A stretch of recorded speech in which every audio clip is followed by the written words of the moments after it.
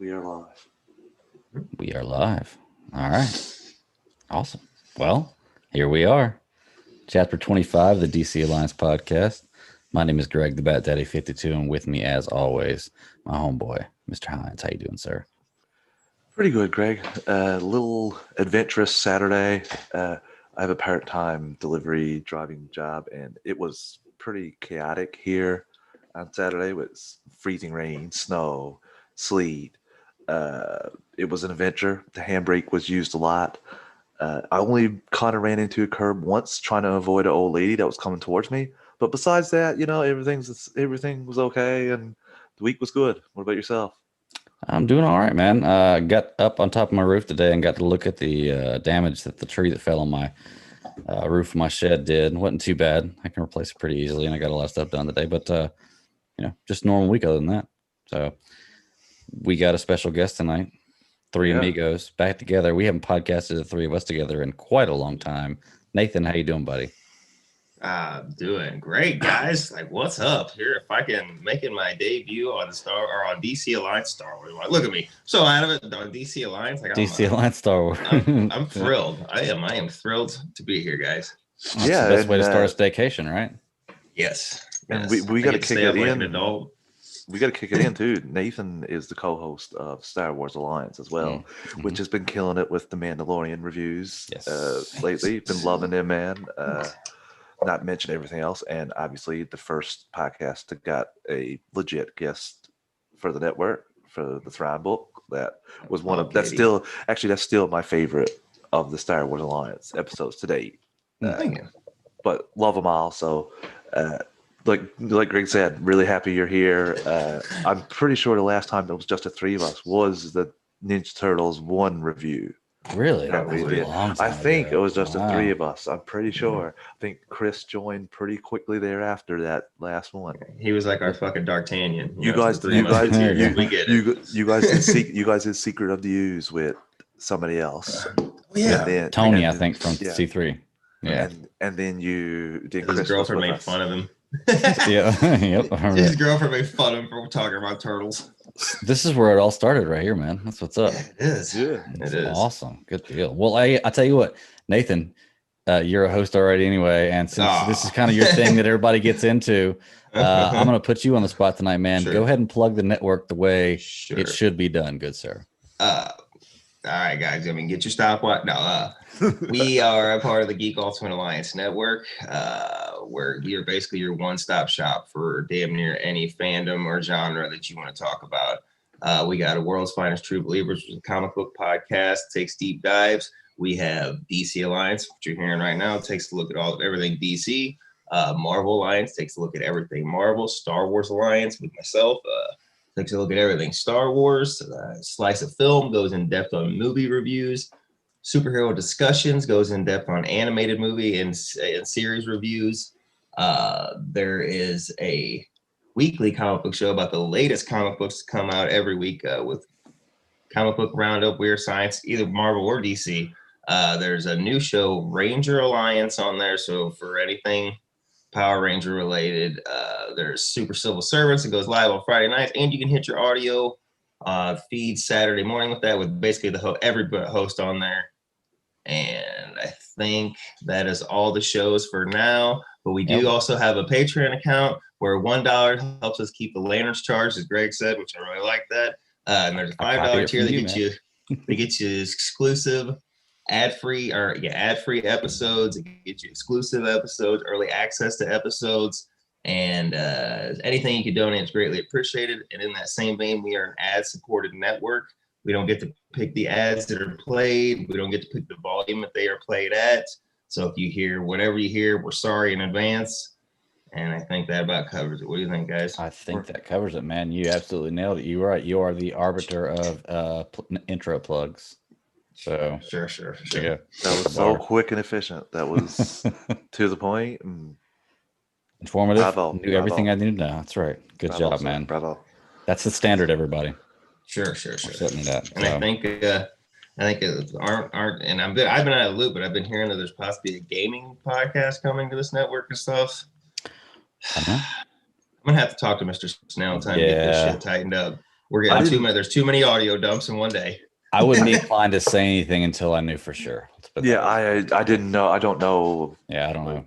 I just try to make sure I can get my schedule free to do DC Alliance superhero discussions every week.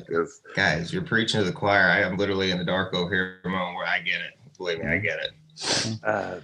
Well, hey, you're in the dark, so Travis, you want to? I guess I'll shine some light. And listeners, this is going to be basically. I'm pretty confident the main reason Nathan wanted to join us tonight was we got a. Pardon my French, crap ton of Snyder news. Yeah. But we're going to try and play our way through the first bit of news that isn't Zack Snyder related so that we can have most of the time to talk about all the goodness that we found out. So we got 3 Would You Rathers also to review. Yes, and that'll be really good. There's some good votes for that too. There were, yeah. Good discussion there.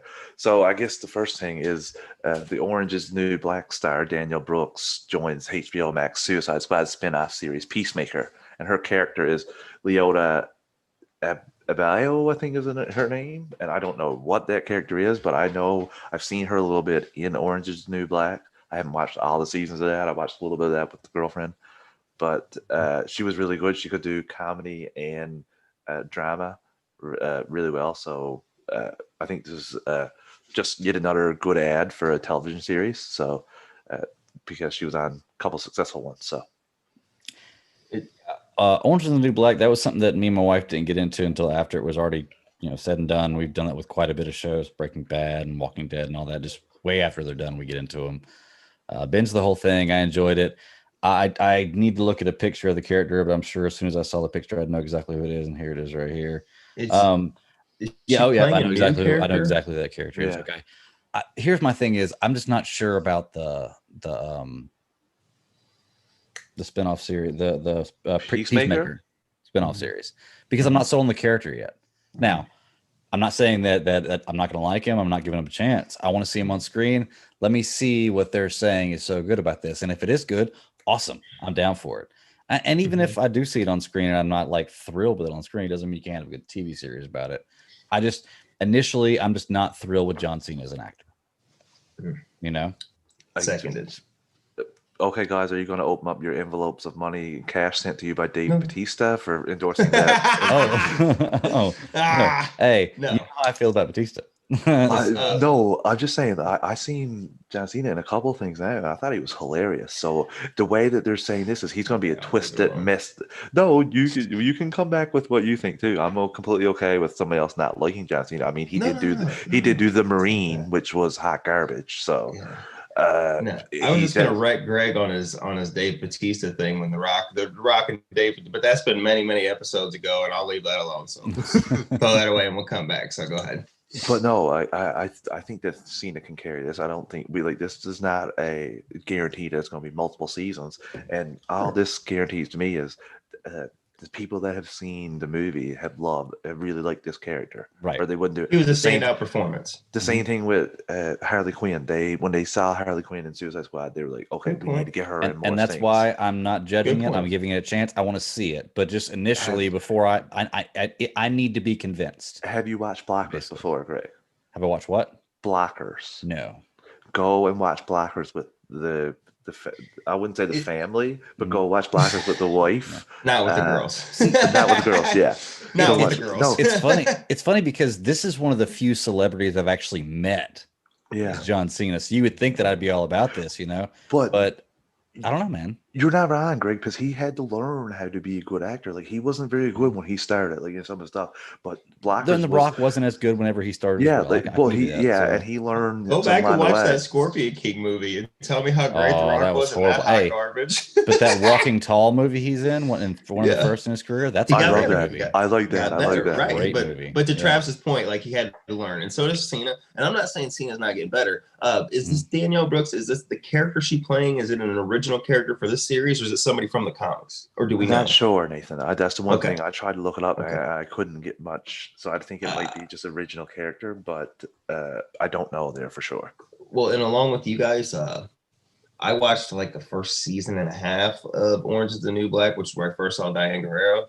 And then like I didn't get into, so she doesn't jump out to me as anybody that I remember. You know what I mean? Yeah. And along with Greg, like right now on paper of like which is all we have right now, selling me of a Peacemaker series with John Cena as the head of it. Plus, I've seen the costume in that little behind the scene. Right now, there's nothing that's got me sold on this. Right, because the costume doesn't get me. But the first time I see a real trailer, or let's just say I see the movie, and I go, holy shit, John Cena just blew me away, or he is the funniest character, or whatever. Like I'm still open to that, but right now on paper, I'm going, But like I said, I'm still gonna watch this and give it a chance. And even if it's not for me, who cares? They don't have to cater to me. Somebody's gonna obviously somebody liked it somewhere. You know what I mean? Yeah.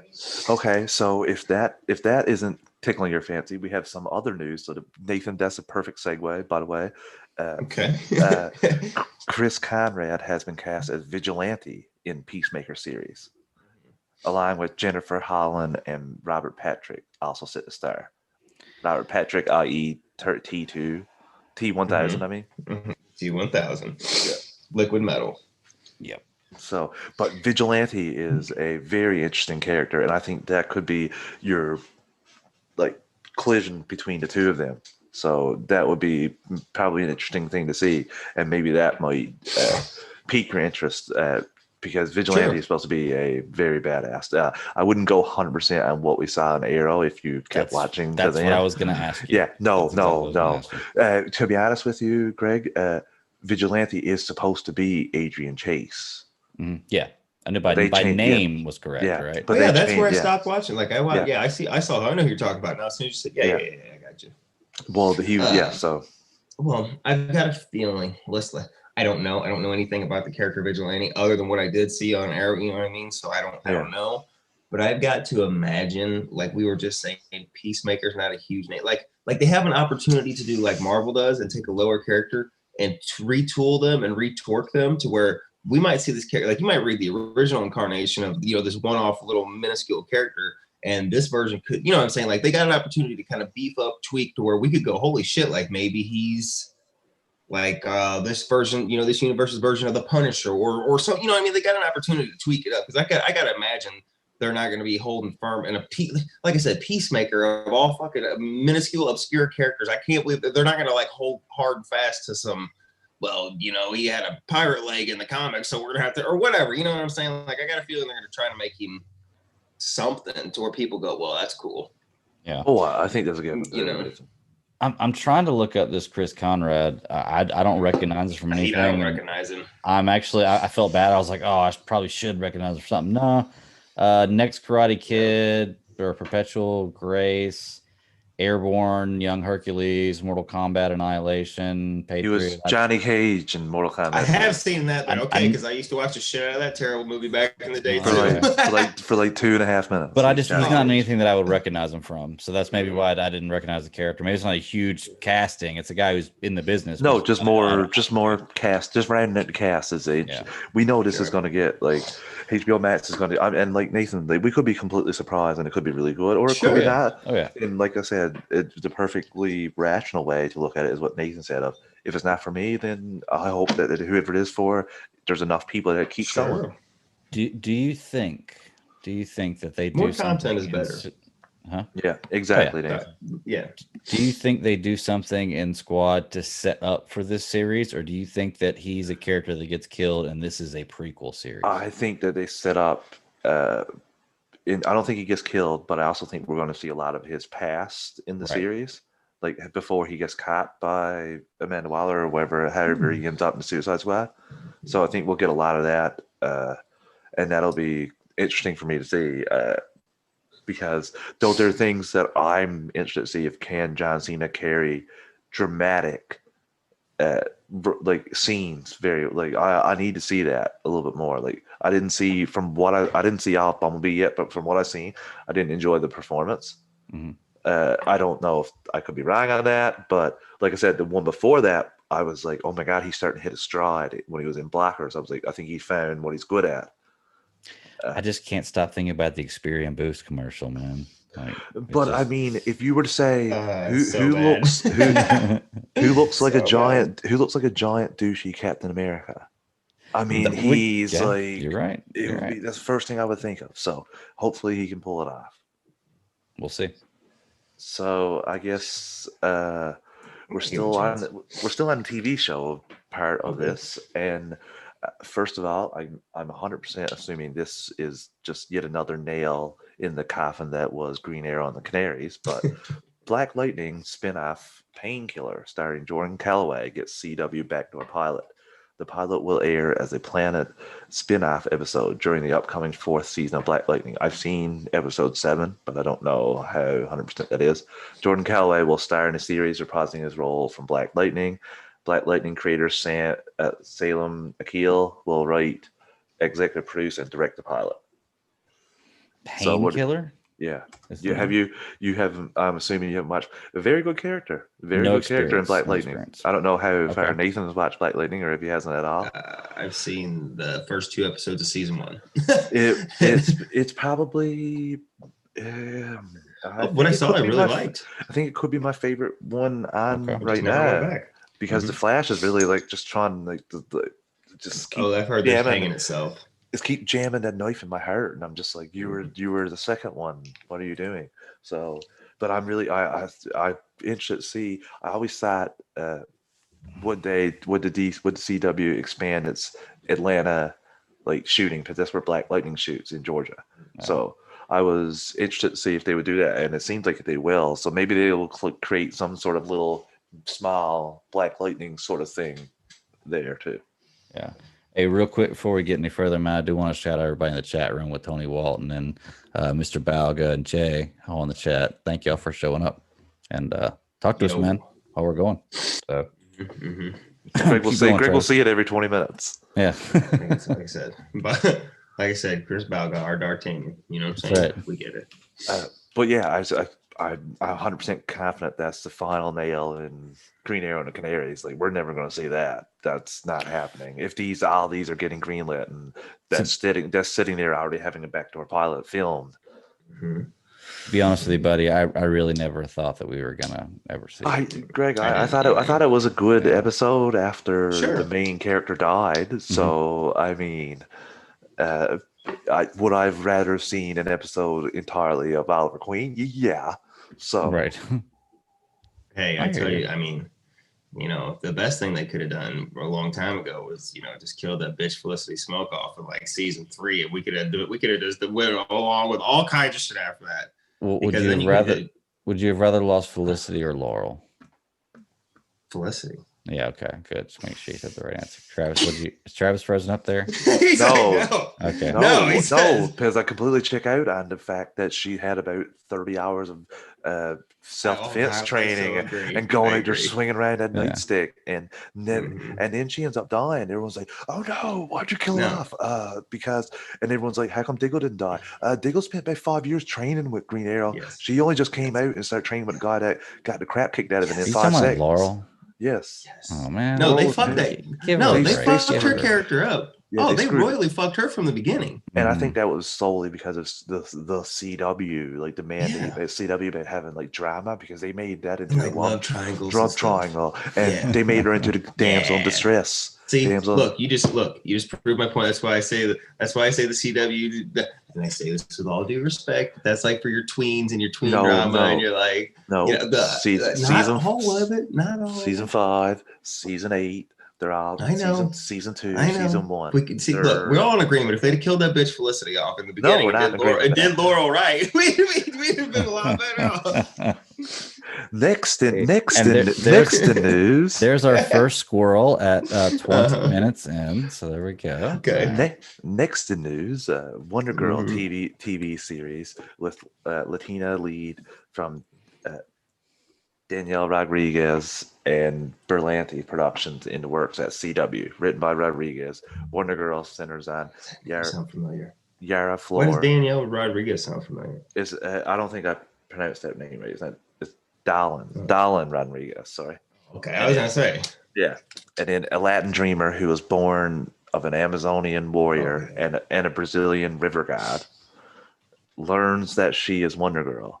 With her newfound powers, must fight the evil forces that will seek to destroy the world. The series tells a backstory / origin story of the DC Comics character of Yara Flor, who was recently revealed as a new Wonder Woman, in addition to the future state Wonder Woman with the adult Yara Flor as Wonder Woman. DC concurrently is publishing the Wonder Girl comic series written and drawn by Jones. First thing that jumps out to me is these Amazonians have got to get wise to gods in disguise, banging them, giving them daughters, and leaving. Because Zeus did this shit, and now this river god. Come on, girls, get smarter. Stop letting these guys in. River god kind of sounds to me like a very skeptical term. Like if I'm thinking of river god, honestly, I'm thinking of same thing as those televangelists, like just con artists that make them think that they're river gods, but they're not actually like river gods. Like okay.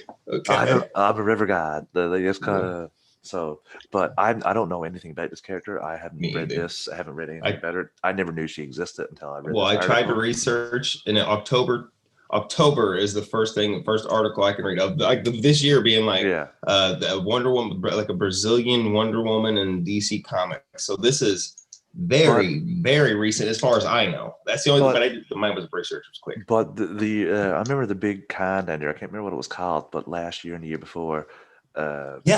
Yes, that I know was what you're talking about. Yes, that was huge. Absolutely. So if they can get this character representing for that part of like South America and that like Latina demographic, then more power to them. Like they'll have something that they can watch that they really enjoy. So I just hope it's successful. I assume so. Berlanti has his hands on it. So there's a 99.99995% chance that it's going to at least get a season. Right. I like the look of the character. Oh yeah, I thought it looked really interesting. Looks very, very good. So I'm interested. You know, it's one of those things. I don't know anything about it. Convince me. Give me more content. Convince me, and I'll watch. Yeah, that's all I was gonna say. So. It could literally be like a Stargirl situation for us, to where we expected literally nothing, and then come out and like blew us away. Like, because I think we're all in agreement that not even expect nothing. I was expecting crap. Exactly. Yeah. That's what I mean. And like, I kind of given up at CW. I knew great show. Yeah. So do you want to take the first break before we go into the movie news, before we hit in the Snyder stuff? I think that's a great idea. Stuff? Let's do it. Okay. Hopefully, listeners, you don't get the ads. Well, I know I get the ads of medical insurance. So yes. So get your fast forward finger ready, as we know everybody does, and we'll see you on the other side. He's lying. Sponsors, advertisers, everybody listens to every part of this. So we'll be back very quickly. And we're back. Wow. Hey, it's like we never even left. YouTube has a skip ad button that people get furious if it doesn't pop up for a reason, guys. I'm just saying. Okay, I'm just fucking saying. I'm one of those people, not gonna lie. Me too. As I was watching the Zack Snyder interview today, I was like, skip ad. You still have to wait 5 or 15 I gotta watch the whole 15 goddamn seconds. Yeah. You don't care what it is, you're just like, skip the damn ad. Right. I feel you. Okay, so jumping back into movie news, Amber Heard confirmed she will be returning for Aquaman 2. So this is probably one of the worst kept secrets in the biz. I saw some interesting stuff on this today. In her case, she who smelt it did not dealt it, right? That's what the judge ruled. I'm going to be honest with you, Nathan. Not sure. I don't know the exact rule, but you kind of what you're saying there's not wrong. But everyone knew the exact thing behind it. Okay, sorry. I don't know. I just had to get it out there. The thing that bothers me is like, I don't think this should be news. Like, I don't really give a rat's ass about their like domestic, like, because they're honestly, to me, it seems like both of them were part of the problem. Like from everything that I've seen come out now, she is fucking insane. But don't get it wrong. Johnny Depp is. You're not 57 years old and wear 4,000 bracelets on your arm every day in real life and not be fucking crazy, because that's Johnny Depp. Look at his arm right now. He got 45 bracelets on. He's got 26 rings and 10 fingers. And I mean, that's what I'm saying. Personally, it's probably a better chance of her learning from her past mistakes at her younger age than a 57-year-old Johnny Depp deciding like, I think I'm going to change it up now. He's a party. That picture she released of like just, oh, this is just an everyday of Johnny. There's like 4 lines of Coke. There's a joint rolled cigarette, bottle of whiskey. She's like, oh, this is just his lunch. I'm like, God damn, that's just lunch? This guy is an animal. If that's just lunch, he's an animal. Well, it's like one goes against the other, which goes against the other, which goes against the other, and you're like, what do you? Well, just don't take any. Okay, but at the same time, they were together for 2 years, and you said this is his lunch, bitch. You was around the shit for 2 years and you didn't care. Couldn't find a fuck to give. She looked around, couldn't find one to give. No, you know what I mean? Until shit hit the fan. But now, in saying for her, now I've never done the extreme drugs that were listed there. I've drank and smoked weed before, but there was a time when between 19 and 23 where I partied way too much. I drank too much, and I didn't make the smarter decisions that I do now. So, like I said, she was young. So she was super young, right. So maybe by not excusing her, that's still terrible behavior, and you should have your head on your shoulders that when you go in and see your boyfriend face down, passed out with all that stuff there, maybe not take a picture, maybe say, yeah, I'm going to say you should get help, I'm going to try to bring you to help, and if you don't, I'm getting out of here. Like, come on, who are we kidding? Half that stuff was there during the picture. As soon as the click was on the phone, half that shit was gone. So come on, Vaz. That's not who we bullshitting here. Allegedly. Yeah. Gotta keep that in there. This is all conjecture and speculation and just plain me making shit up. Okay. But I don't think that. I think we're all in agreement. I don't think that whatever happens between their relationship should affect what movies they're making. No. Yeah. I agree with you, and I actually saw something today on Twitter. I was trying to find it while y'all were talking there, but I couldn't find it. It was somebody on Twitter, and it's the space to put what your feelings out there for everybody to feel, no matter whether they care or not. And they were talking about how disgraceful this was, and they're not going to watch anything else Zack Snyder. They don't care to see anything else Zack Snyder if he's going to put her in there because of her stance. See ya. They're a person who is a sufferer of spousal abuse or abuse from in a relationship, which I respect completely, and I'm not knocking that by any means. But you're saying because Amber Heard is now cast in this role, you're not going to watch Zack Snyder movies? Like, wow, snowball. I'm not taking away from this person. I'm not taking away from that person's experience, because whatever it was, I'm sure it was terrible. But don't put your conjecture bullshit on there, because if you want to talk about domestic violence, that shit went both ways. Because there is fucking video proof that we all heard that with the recording out there that she punched this motherfucker numerous times. Even if it was one, it doesn't make it right, no matter who did what either fucking time. But I'm just saying, like, this lady to put her own shit, and I get for whatever happened to her and what domestic violence period is discreet, like that is shameful. I'm not saying that at all, but it also works both ways, and a guy can be abused too, and it doesn't matter if he was the abuser first or it doesn't matter. It's wrong altogether. Basically, these guys were gasoline and water, and they don't fucking mix. So this is the best thing that could ever happen. Was for them to go. That's the best thing that you said, Nathan. About them being gasoline and water, they shouldn't. The problem is it should have been realized earlier. It should have been realized earlier. They should have never got married. Yeah, and I think that's all about her just being young and still probably just drunk through the entire thing. And obviously, Johnny's has been drunk for fucking 40 years now or whatever it's been. Because, like I said, he ain't showing no signs of slowing down. He's almost 60, so you know what I'm saying. But I didn't need a recasting of Mira for the next Aquaman. So I'm glad that we don't have to go through that nonsense. So a bit more positive news: Sly Stallone has confirmed that he's joining the cast of Suicide Squad. Mm-hmm. No character has been revealed yet or know what he's doing, but this is super awesome. For our younger part of our network, we had a little discussion offline about Travis Snell and Katie not really understanding how big these celebrity big stars were when they, like Arnold and Sly. Like, I don't think any movie star right now, like, please don't even come at me with the Iron Man, Robert Downey Jr. He's now known for one character. Like, that's not nearly. Travis, sometimes you got to tutor the kids on their homework. We get it. Like, sometimes it's not Travis and Katie's fault that they're young and they missed the boom and they didn't realize it. Like, they were born when we saw it going on. So, like, I get it, guys. It's fine. But you got to do a little homework, because Travis Hines here is 100%. Like, these guys sold movies on their name alone. These were action stars, and they were doing it. You look at Arnold Schwarzenegger alone. You had stuff like Twins, and the fucking Conan and the Terminator, and like he has a wide variety and range of shit that they just put him. Whether he fit the role or not, they didn't give a shit. They just put him in the role. Right. You know what I mean? Just because they're like, it was Schwarzenegger. He'll sell tickets. And those movies should not have worked. Those movies should not have worked. What do you mean should not have? You speak of them as though they did. Twins? Look at. Yeah, they should not have. Danny DeVito and Arnold Schwarzenegger as twins, and it fucking worked. And people right now would like a sequel to that. I need to go watch that movie again. Yes. I need to go watch that movie They're talking about doing a sequel called Triplets and having Eddie Murphy as the third brother. So, I mean, I'm just saying. I like that. But yeah, Sly Stallone, I think he could be Rick. I've seen a lot of people say Rick Flag Sr. And Stallone, he's not going to have a major role, right? No, being cast so late in the game. Not only that, but it's no different than you don't know, he could have shot his scenes before that, right? He's been in like Guardians with James Gunn, just like who's it? Yondu, who plays Yondu? I can't remember his name. Michael Rooker. Michael Rooker. Yeah. He's in all kinds of his movies. Like Gunn puts a lot of the people in the same movies. His brother's in this movie as well as a villain. So here's gonna be something Brent is gonna. Like, I think Brent's gonna like here, but maybe would have never made the analogy.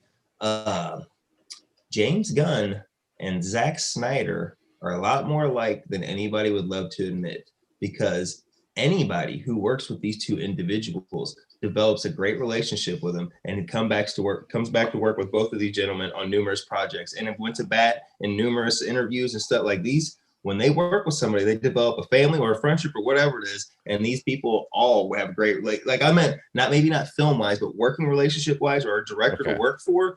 Okay. These guys are a lot more similar because, like I said, look at the cast of Guardians and went to bat for Gunn and the shit. Look at the Snyder's cast always going up for him whenever people are trying to trash on some of this. You know what I mean? Like they have that same style of building a family, and these people come back for multiple roles in multiple movies for them. So I'll at least give him that. So what you're trying to say is there's another director that you haven't heard anybody say, minus Alan Tudyk, that he's a stand-up guy that everybody loves and loves comeback work with. Yeah, okay, yeah, okay. Right, you get it. You get what I'm saying? So like, at least for better or for worse, whether you like James Gunn or whatever, like the people that they have working relationships with. Apps like apparently these guys are stand-up gentlemen to work with because people go to bat for them. What do you think about Stallone being in Suicide Squad, Mr. Snell? I believe you're talking to me. I'm pretty sure I'm talking to Mr. I'm talking to Travis Snell, I think. No, that's right. I forgot to change my name. I thought you were doing that because I accidentally called you Snell one time. I was like, okay, there's no payback. No, just calling you what your name is. Look. Personally, the Rocky movies are some of my favorite movies of all time. I have the DVD collection that lines up with a picture, the one picture of him holding the American flag. I could watch any of them all over again, man. I could watch any of them. Not the one where the robot comes out at the end of shit. Yeah. Like, what the hell was that? Rocky 4 or whatever that was, with the weird fucking future robot. Like, what? No, that's the one with Dolph Lundgren. Rocky 5 is hot garbage, and everything else is five is garbage. Yeah. But I love those movies, man. So I love Stallone as a character. I've always loved him as an actor. Cliffhanger. He got a cliffhanger. He used to do this show because he really is into boxing. He enjoys boxing. He used to do this show called The Contender, and it was like a round. Dolph Lundgren stopped his fucking heart. And when they were training for Rocky, Dolph Lundgren stopped his heart because they were actually boxing. Yeah. He made a movie. He was such a big enough star. He got a movie made about arm wrestling and truck driving. So I don't need to hear anything else. Like fucking 3-pointer right there, Heinz. 3-pointer. I love him. I want to see what role he's going to play. Like I said, I don't think it's going to be something big. You're going to see a couple seconds of footage, a line or two maybe, and that's probably it. I don't think you're going to see much more. When he turned his hat, it was business. Right. Can we if we're getting Stallone in there, like, can we just get James Gunn to correct the one of the biggest mistakes of working with actors that he's ever done? Because in Guardians 2, how the fuck do you not put Tango and Cash in a scene together when you got Kurt Russell and Sly Stallone in there, and you don't put Tango and Cash in a scene together? Come on, guys, tell me you've seen that movie. Tango and Cash, that movie is the shit. So I'm just saying he messed up royally in Guardians 2 for not putting them together. No, he didn't. I'm not going to say that because Actually, no, he Who could have probably got it. I Yeah, loved I it. would have loved it. But also, they did that in Endgame with all the women, and it made 0 sense. Where Well, they brought no. up. I just meant like, okay, I don't mean force it, but I'm just saying, like, how do you not put, like, you know what I'm saying? Kurt Russell is, I don't know, you know what I'm saying? Hey, let me defend that real quick, and because I know Brent's going to say the same thing when he hears this. Me and my wife actually watched Endgame last night, laying down in bed, and the female scene came out with all the, and my wife said, "That's a really awesome idea. I love they did that scene. That's why they did that scene. That scene did make sense. That's why they did that scene. I'm not saying that it's not like It was a good scene. I'm not knocking it. It was a great scene. But will you not agree? Will you not agree that in the concept of battle that made no sense? Like in the concept of especially since they said planetary war that made no sense. No, right? Every fucking interview since they said Carol Danvers was coming to the fucking MCU, they've talked about she's the strongest. She's the fucking. She literally held her fucking hand out and stopped Thanos with the goddamn gauntlet on. He had to pull the Power Stone in to punch her out of the fucking movie. So you mean to tell me she needed these other minuscule little fucking snowflakes to help her get there? No, she didn't. She could have silver bolted right to that fucking man. Stop it. It made no sense in context. It was an awesome scene, but in context of the movie. I loved it watching it. I really enjoyed it watching it, Greg. I had a smile on my face. Right. Context of the movie, though. Carol should have just silver bullet. We literally see her streak like a fucking fireball through space. You're telling me she can't get to that van on her own? Get out of here. Yeah, I'll give Nathan the credit there. She destroys 4 ships. She flew through his ship. Runs through them, yeah. She comes through his fucking ship out of space. Steve Rogers hears a fucking missile coming, and he looks up, and it's Carol Danvers flying through Thanos' ship. There's no trauma in that. You got to have the drama. I know, but we're just saying in terms of Brent right now is just like he's right now screaming at me, going, "God damn it!" He's gonna mess me. Can I please get on the show? Right. This has been the Marvel corner of DC. Sorry, guys. Sorry. When I'm on board, we chase. See, I did that last week, but I was incorrect when I did that. You did it at the right time. But I think we're all really excited. We love Sylvester Stallone, and yes, this all goes back to Stallone. Yeah. So we got one final topic before we get into the main chunk of this evening, and it's stupid nonsense that we got to talk about yet again. Oh God. Wonder Woman 1984, Warner Brothers Mall's January HBO Max release or delay to summer of 2021. On a side note, HBO Max release? Yeah, or summer 2021 theatrical. And on a side note, not both. On a side note, there was another vaccine today with 94.5% success rate. That is yet another promising thing that eventually we will get things under control. But the thing about that is we got to produce enough doses for everybody in the world. So, it's going to take a while regardless once they get past every clinical trial and all the hoops and all that. So it's going to be a while before we can still do this. So it sucks. Honestly, I'm not going to lie. It super sucks for people in areas like I mean, I can go to the theater tomorrow and there would we have, I want to say 5 cases and they're all in isolation. They're all because of people in other areas coming back to where we live, where I live. It's not like anybody in here. Oh. So it's people when they come back, they have to isolate. So it helps when you're on an island with 47 other people. Fuck, it's easy to get rid of something when there's only 47 of you. So the population of your island is my high school graduating class. Yes, that's what I'm saying. 500,000. Right, like Chicago, that's like a fucking suburb. That's like not even a suburb. That's like a fucking gas station in Chicago or in Hollywood or New York or something. Nathan, we've only had 260 cases here total. So I'm gonna move in with you. Oh man, come in. I got a room here for you. We'll figure something out. All right. Hey, I'll quarantine for 2 weeks first. We'll do it the right way. You got to. You have to legally. Sorry. Oh, okay. They will fine you. They will fine you. Do you have to quarantine for 2 weeks before entering the country, or enter the country and quarantine 2 weeks, and then you have to? You have to when coming in. You have to have quarantine for 2 weeks. You have to take a test, a COVID test, and go. You have to have for example, my friend came home a month and a half ago from Alberta. I had to drive his car to the airport filled up, so he could get in the car and drive. When he got home from the airport, he got a test. No, he didn't even have to get a test. He drove home the hour and a half. Then next day, the health services came to test him for free, and took his thing, and then he stayed home in his isolation. And I want to say on day 5, they called him and told him that he was negative, but he still had to isolate because symptoms still could come. And then on day 14, he skipped the doodad back into the rest of this population.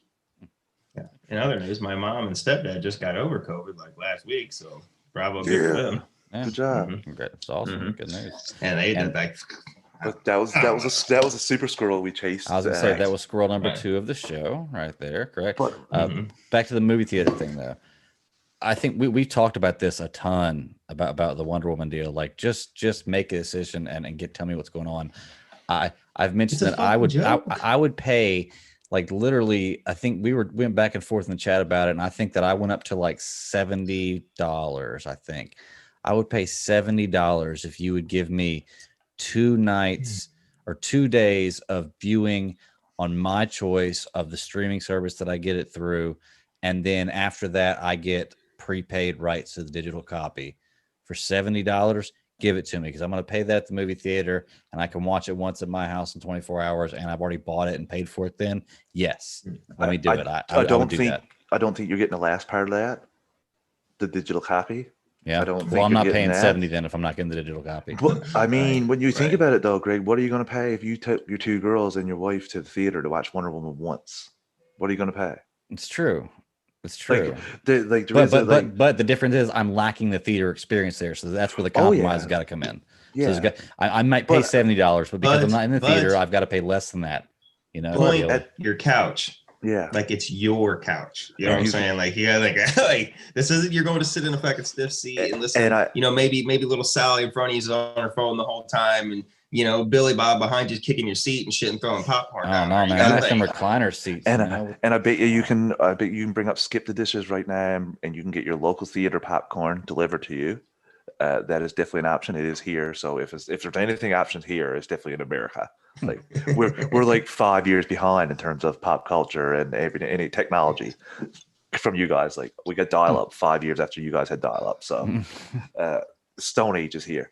But yeah, I just, why not? Like why not put it out like that? I'm with Nathan. Like Nathan obviously would much prefer streaming option every time.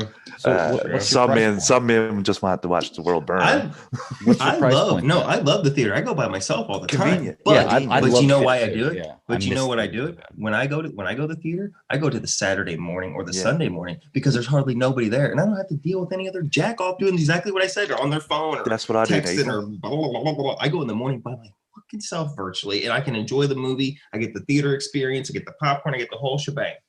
But see, I never have that problem in the movie theater, man. Like I never have a problem with somebody being a jerk on his phone or people being loud like that. Right. I can't think of any time that happens. You've known me for 2 years, and what have you learned about me? I fucking lose it at the drop of a hat. Okay, so like I get it. Like, and it's the dumbest shit that sends my nerves and blood. I'm not like a psycho and just blow up and like fight people. It's like the little things that send my blood pressure through the fucking roof, because my brain doesn't process it. You can literally see smoke come out of my ears. Where I go, what is going on here? Can I give you a scenario? Sure. You're in the theater, and a guy comes in like 4 seats ahead of you or to the right of you, and he's checking his phone once or twice. Then he puts it in. Then he takes it out again, checks it like 10 minutes into the movie for a minute, and then puts it back in. He does that 5 times. Would that piss you off? I fucking lose it. 5 times I say something. 5 times I literally get up and I go, I'm passive aggressively. I go, guess we're just lighting our fucking phones up. And I mean, I literally, that's me. And I wait, and I look at you. I'm the guy, and I look at you and say, "I'm so sorry, sir. My wife is in the hospital, and I'm waiting to get news at any point in time. I just came here to clear my mind. I just came here to clear my mind while I was waiting. Go sit in the lobby. Go sit in the lobby. See, that's what's so funny, man. Because the movie theaters I'm at, like the seating, when you sit in a seat, the next seat is so low you can't see the person sitting down in there. Like, so even if they did pull their phone out for a second, I wouldn't even see it unless they're standing up. Were you watching movies too, Zack Snyders? I'm just telling you, dude, the movie theaters I'm at, it's like that. It's crazy. But I don't know. Yeah, I really I want it streaming. I want to be able to stream it. I would like to buy it. But I also Yes. understand they want to make the most money possible because they spent money. They're already on this. they've already lost it. So what's y'all's They've already price point? lost money. Y'all didn't tell me a price point. I'd spend $40 for a one-time Sure. fee to watch it. Yep. I'd I think spend. that's a good I could do price. 40 for a one time for 24 hours. I'd probably spend 60 to have it for a week, maybe. A week? 40 for one day and 60 for a week? Not gonna get 60 all day, baby. I'm not gonna get keep. I'm not gonna. Yeah, that's why they would do it, but I'm not gonna get keep it regardless. So maybe, yeah. We'll see. I mean, I would pay 40 for one for 24 hours, but like I said, I'd be willing to pay X amount. Like I said, if you give me this much time and rights to the digital copy when it comes out. Like I don't have to have the digital copy right now. When it's released, I've already purchased it. Just send the code. Similar to a, which I know it's not the best model, but it's the only thing we got to go off of. But similar to a Mulan situation where you could even price it and unlock it, but let's just say like because it's different. Like let's just say Wonder Woman. Let's just say they put it on there and you can get the premium. And let's just say it's $35. Okay, you get the premium. You get that for 24 hours. 24 hours.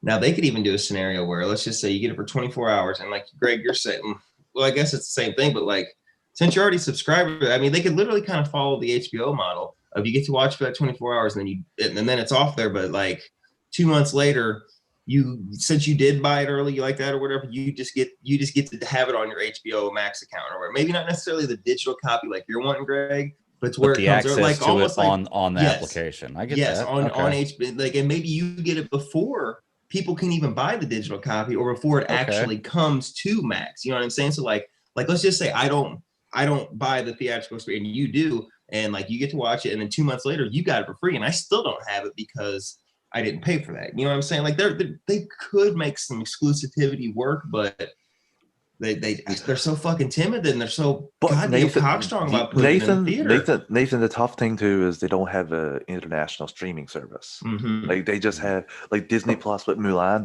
They got an international. Whereas they do HBO they do, but they're not using it. They're using Go. The Go one is the one that could do. But that's not even the one that people. That's not even everywhere either, right? Like that's not here in Canada. Well, what was the one that everybody like the Game of Thrones, like people and we didn't have it. We had it on a Canadian streaming service because the Canadian streaming service bought the rights from WB because WB was so stupidly run before AT&T took over. They used to sell the rights all the time instead of ever thinking where the world was going and developing streaming service. It took them way too long. Like I'm pretty sure the deal with the streaming service that I have here is until 2025. So I won't see HBO Max here for 5 years. I'm pretty confident when I looked it up, that was the end of the deal. But now this Crave TV thing has in the deal, has exclusive rights to all DC original content on HBO Max. So it will be on this. So you won't get HBO Max, but you'll still get that. No, I watched Doom Patrol, the new Doom Patrol on Crave TV, but Doom Patrol came on 1 day later than it did for you guys.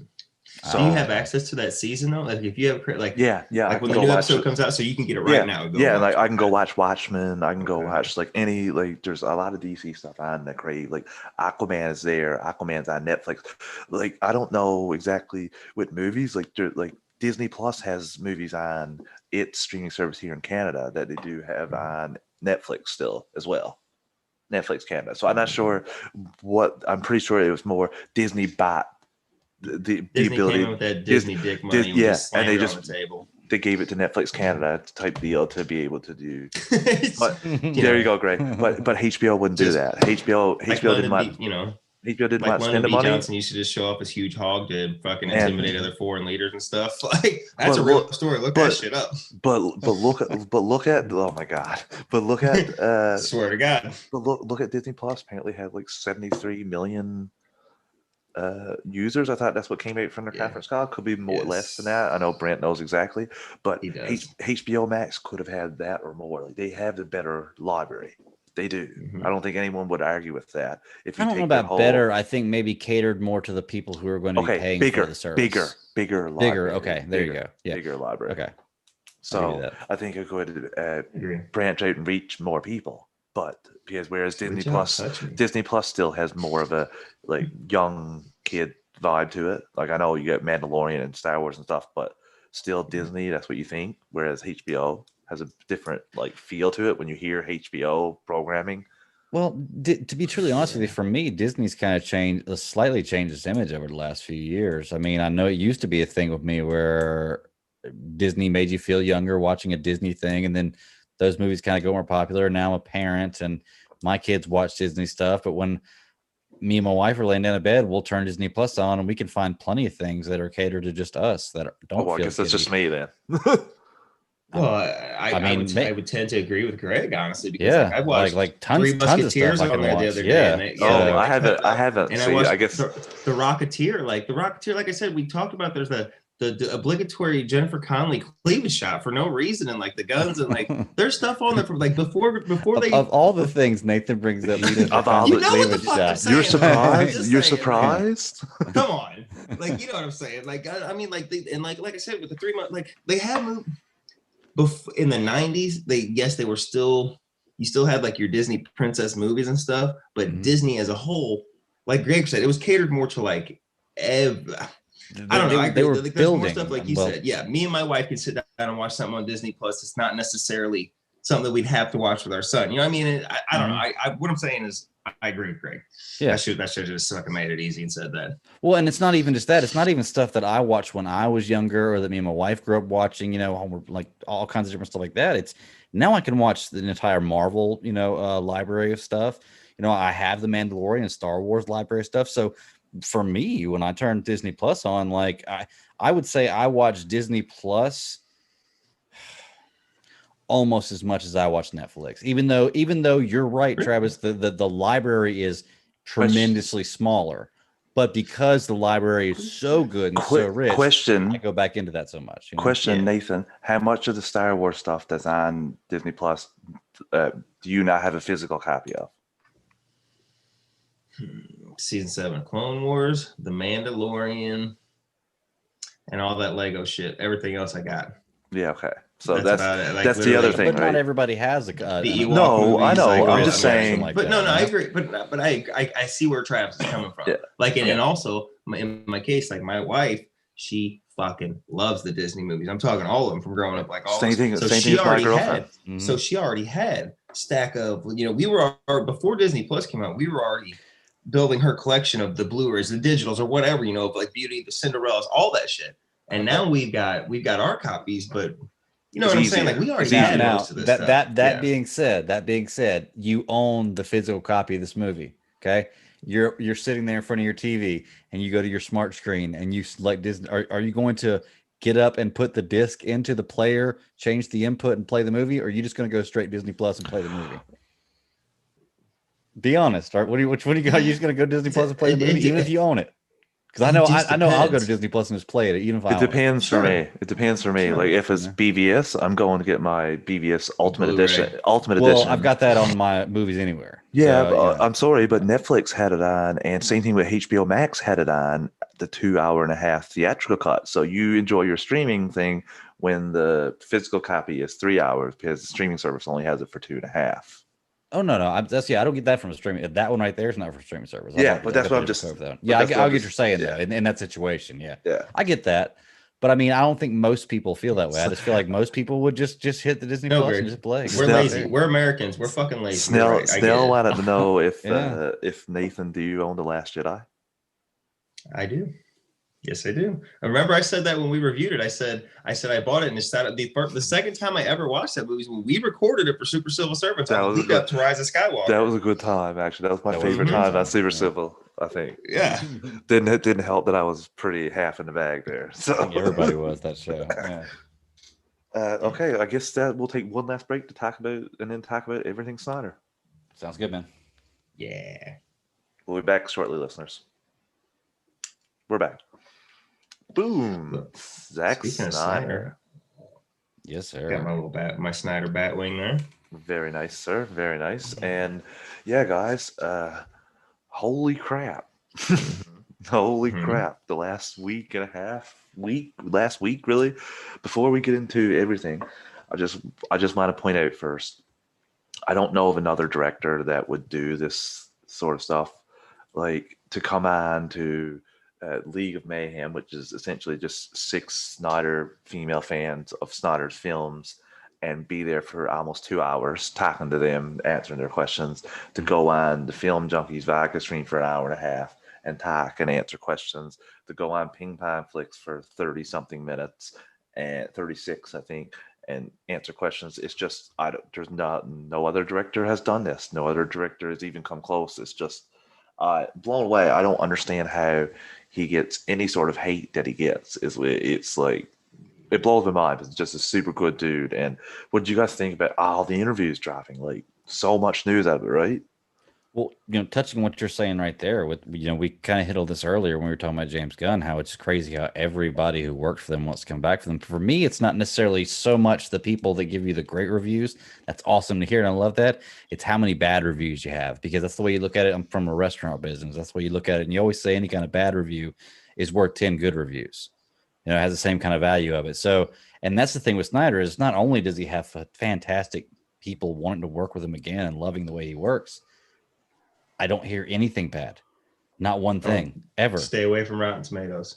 Just stay away from Rotten Tomatoes. Okay. And well, no. I'm not talking about like criticizing. Working with them. But right now, there was somebody listening right now screaming that at the phone or wherever they're listening on. You know this. I haven't seen it, but yeah. So yeah. Anyway, Zack Snyder doing all these interviews, fantastic. I love hearing more stuff. I hate that the time that he's picked to do it is such a random time. But I get it. It makes it exclusive. I'm sure that at some point I'll figure out some kind of way. I do get 2 10-minute breaks at work. So I'm sure that at some point in time on the 17th tomorrow, I'm going to take maybe my 2 10-minute breaks together and start watching a video. But like how Travis I'm excited. RVD. I was going to say, RVD. There you go.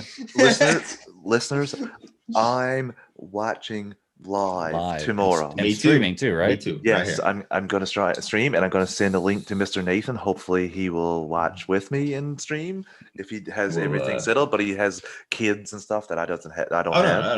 No. My only issue will be being able to pull Vero up on another device while I talk to you on my phone and do this. Well, I'll figure it out. Unless you can set it up where I can watch it on the screen. We'll figure this shit out. I'm available probably. Oh my God. That's like, because apparently from the teases, I'm getting hints that Batfleck might show up to this. Yeah. So you probably might hear me up in North Carolina screaming, Greg, if it actually happens, because I will lose my shit. Like, there's an avalanche tomorrow. You know what's up. There you go. It was Hines screaming all the way across the pond. But yeah, so he was on all these different interviews, including Beyond the Trailer with Grace. Now, I just want to say that I think that he's using Grace's platform as much as anything. Like, she's close to 1 million subscribers now. So I think, like I said before, I think it's a power move. I think she's a ghoul, if I'm being completely honest with you. I think she's the terrible excuse of a person that just sells her soul for clicks. She literally she literally dropped a just before this, Zack Snyder's Justice League trailer got taken off of online because of the legal issues with the sign. Music, yeah. But she didn't know that first. And what does she do? Instead of saying, like, hold on until I'm going to dig anymore, Zack Snyder's trailer was removed. Oh, no, this can't be good. And then ... and nothing else. Ooh, wonder what's going to happen with that. That's never going to go viral. Oh, maybe if you did a little bit more digging, you would find out, 20 minutes later, a legitimate journalist puts out the exact reason why it got taken down. Dude. And that's my sort of thing, Greg, because she is just a sellout. I'm going to try to use a very nice term. I want to use something else instead, but she's a sellout for clicks. And that is why this is a power move, dude. 2 reasons it's a power move. One, because Zack Snyder is saying, even if you hate me, even if you said all this stuff about me, you're still talking about a movie this many years ago, I'm going to put this interview out with this person, and you're going to listen to it. That's how powerful my word is. You're going to listen to this with this person. To be fair, no, I don't think she ever hated him. I think she says a lot of shit for attention. And again, she's the look at me person. And if you're not looking at her, she's going to say some shit to get you to turn your head and go, what? You know what I'm saying? And I don't have anything against her, but truly honest with you, the only interviews I've seen with her are with Zack Snyder, so it doesn't really bother me that much. But this is a total power move, dude. He's taking somebody that like you know a lot of reporters and you have a good opinion about it, and you have the general good conscious opinion about what most people would think. You know what a power move would have been? Calling up Scott Mendelson and coming and laying some shit down in front of that fucker's face. That would have been a power move because we know how he hates that fuckface. Like, you know what I'm saying? Like, that would have been a straight G move where he just walked up and said, "You're fucking." I don't see that though, Greg, because like if he did any bit of research, he would have seen that. Like, for example, Tyrone Magnus has almost 2.5 million YouTube subscribers. He's so pro Snyder. He released so many things saying like, "Oh my God, Snyder Cut's happening." Woo! Like from Man of Steel, from Man of Steel, he's been supporting Snyder. You go back and look through any of your videos, and he has over.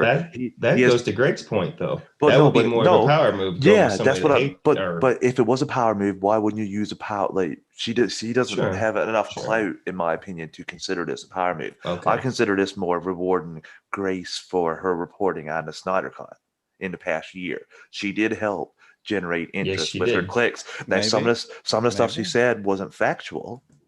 Some of it was, some of it wasn't. I'm sure more of it. No, the people got stuff going. She just kind of threw a little bit gas. Yeah, threw a little bit gas. Right. I don't want to give her any extra credit because, like I said, now more power to you for doing that hustle. But because she's no different in my opinion than Andy Signor or Jody's Corner. Now she's a little bit less. She's a tamer version of that, but I still think all these people are the same thing. They'll say anything to get people to be patrons. They'll say anything to get people to give them money. Like they'll say they don't want to have a real job and this is what they want to do. So they'll say anything to get them trending every day. It's an endless cycle of trying to be relevant and get views and clicks. So I call those people sellouts, and I don't trust anything they say because I feel like they'll say anything if you tell them they'll get money for it. So now that you mentioned all that, we have a Patreon account. You can subscribe to it. Check out the links. But you know what I mean. We don't put the Patreon out for anything other than I know pay for a little bit of things and to give people extra content, maybe stuff that we can't say. I'm gonna be doing this for a living one day, man. On the network, but like you know what I mean. Like they're doing it to try to make sure that I don't have to go into my 9-to-5 job anymore. Right. And I get that. To do that, you got to get this hustle, and you got to look yourself in the mirror when you go to bed every night, saying like, "I have zero integrity. I'll put anything out there." Like Andy Signor, I can't imagine to look in the mirror and fucking say I can't imagine he has any mirrors in his house or his home because you can't look at yourself when you just show yourself out like that. Like that's their career, and some people are like more power to you. You'll get that bag, but I find like. That's pathetic. You poor sweet Canadian bastard. You have too much faith in humanity. He looks at himself in the mirror every day, doesn't give a shit. He doesn't care. Them people eat that shit up. They can look, they walk with their head held high even. Oh, you poor sweet bastard. I love you. It blows my mind though. I just like it's just all that. But that was for the Grace thing. And I think that he may have used her, but I don't think it was a smart play. But I think it was rewarding her for last year of her reporting. Here's the thing: would it really matter who he interviewed with? Wouldn't any Snyder fan or any Snyder hater been? No, we would watch it, Greg. But why would you give more? Why would you give? Because Snyder's given to her just as much, if not more, than what she's given to Snyder, in my opinion. Yeah. So why would you give relevance to someone that doesn't put in the effort journalistic wise, like just puts out anything, puts out any rumors? Like two years from now, she could put out a rumor about your movie that it has no sense, and she wouldn't lose any sleep over it. She would do it. So that's what I don't understand that part, and I understand people question that, and I just don't think why you would do that. Bad Daddy 52 10 years ago flipped off a little girl in anger, just making she like what? You know what I mean? Like little do they know it was his daughter. Like, what the hell? Like just anything to destroy your character, just to give her a click. I get what you're saying, Travis. I know, like it's a sellout. Mm-hmm. Yeah, no integrity. Like I get that, and like I said, my only experience with her is with Snyder, so I don't have a bad taste in my mouth. And I also don't want to say like if I was presented a certain sum of money, I probably would sell it too. Like I don't want to, but I don't think We for have the a level. would you rather question later that's going to answer a lot of people's. What's your number, Travis? What's your number? I don't think I would sell it for what they would sell it for. I would sell Oh it. yeah, that's a good question. What is your number? Come on, what's your number here? I mean, you just said you How am I so selling? what's your number? What am I doing? Let's put a dollar That's true. sign You got on you it. got to No. define what he's selling out for. Like what's going on? Am I like doing like what they're doing, like posting every day, like not even? Yeah, you're trying to be the next Grace. Like your goal is to be the next Grace, where every day you just come up with little content and stuff, and put some shit out there. How long do I have to do it? Next 10 years. What do you want to make a year? What do you want to make a year for the next 10 years? I need to make over $1 million a year for me to be able to do it. Oh shit, 10 million? You're a cheapskate. You'd sell out for $1 million Nathan, a year? I could live here. Your integrity, Nathan, shit. I could live. I had more faith in you. Nathan, I could live here for $1 million and not have to ever work again and be completely fine. Like I think if I had 10, if I could 10, I could do some work and redeem myself for the 10 years of terrible shittiness. Right. Yeah. Good point. Maybe they'll do that too. So maybe I will. But right now, schools. Yeah. Well, hey, let's talk about some of the things in the interview, man. Yeah. Anything? I'm sure Travis has got a notebook. Yeah. I have so much stuff. First, let me start it out then. What did y'all think about the idea of the new Joker look? Jared Leto is still playing the character, but he's got a revamped look, which is. I don't think the look. Has anybody seen it? I don't think. No, they gave you an idea of what it was. Yeah. Well, what did he? Well, we haven't yet. We might see it tomorrow or Grace, today. Excuse me for listening to this in the audio. Grace has seen it and said it was very much which like that. Pisses me off. That. She got to see it. Maybe that pisses me off. Well, I think that's more here, see it so that you don't put out 800 rumors of what it could be. Well, wouldn't she put out? Well, okay, what? No, but he would. He could make her like not like if she put that out, Greg, she would burn that relationship, and I don't think she wants to do that either, right? If he tells her not to put something out that he shows her, he technically could have made her sign an NDA. He could have. You're right, Nathan. We're fucking HBO. I think that they might have. I think he's too nice of a guy to even. But I'm just saying it could. Well, I guess fucking anything could have happened. But yeah. So she described it as very video game caliber or level. Do you think she's hinting at it being more of an Injustice type look? I thought she was tackling more Arkham games. The first game. So you think that's what do you think she intentionally meant to do that, to hint at it like that? Or, I mean, I don't know, Greg, to be honest with you, because he's being very coy and playing everything close to the vest because he doesn't want to give anything away. Like I'm assuming we'll probably finally get when the movie is actually dropping tomorrow. I hope anyway. That's on HBO Max and Warner Media, though. He said. I'll give you an on the spot. Would you rather? Would you rather see a high def picture of Martian Manhunter tomorrow, or a high def picture of the new Jared Leto Joker look tomorrow? If you're going to get one, guaranteed to get one. Jared Leto, because I already seen Manhunter. It's not a high def, but I've already seen. I can see it enough to know what it is. Okay. I've seen Jared Leto in a whole fucking movie. He can't change that much. Yeah, that's why I would go with watching that.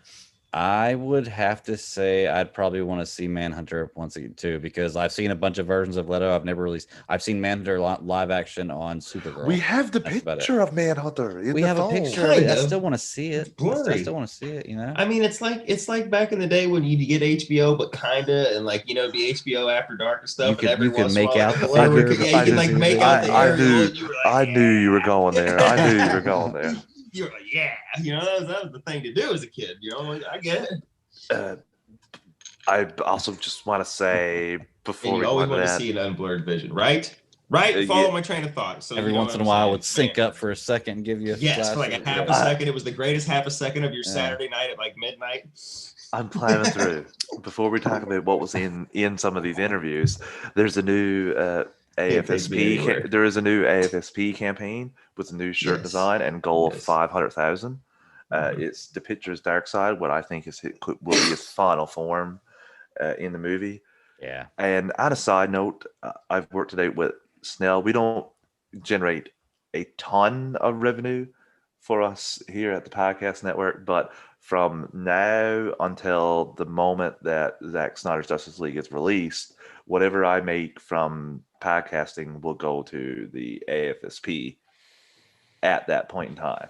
So whenever that is, if it's released in March, it'll be from November to March, because myself and Greg gave ours from September to November to the Geekverse for the charity stream. So I'm going to do the same thing from November till let's say it gets released in March, November to March, and whatever that is, that'll go to AFSP. It's not a big lot, but anything helps, and it's no big deal. We're talking tens and tens of dollars. Yeah, tens and tens of cents. What are you talking about? I mean, wait, what?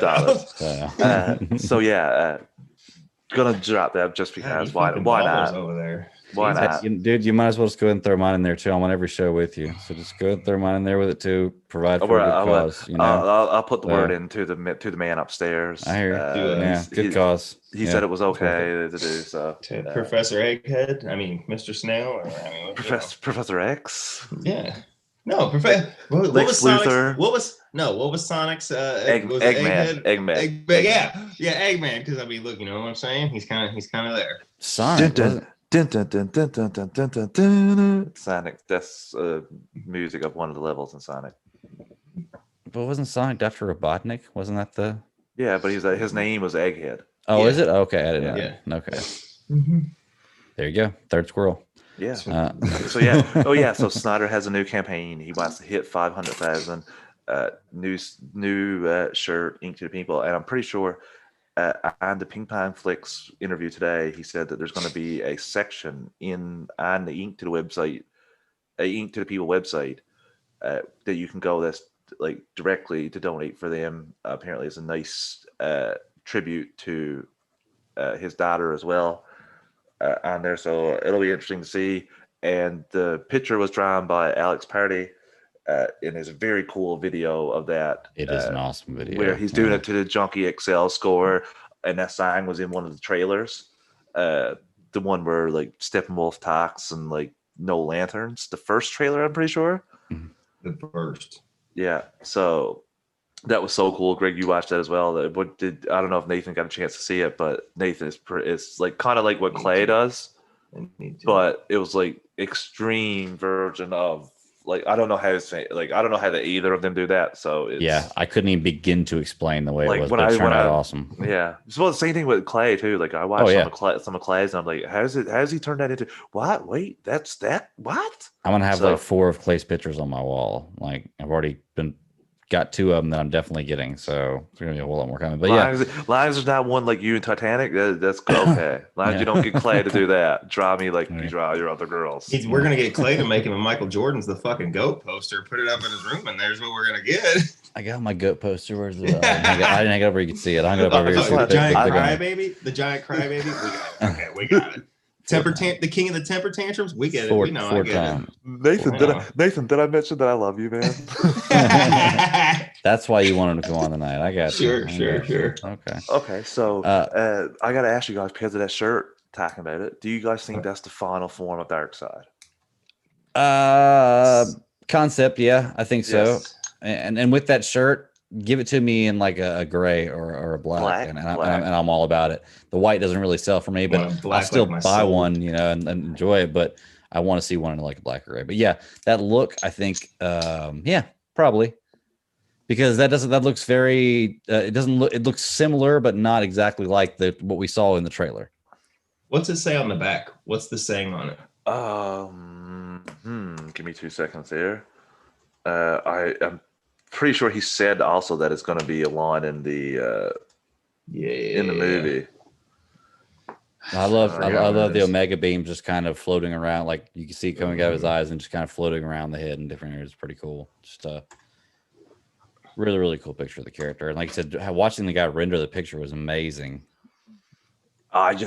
It's like I think it's his final form. I mean, just look at it compared to look at it compared to Euxis in when they show that. Yeah, is that the trailer?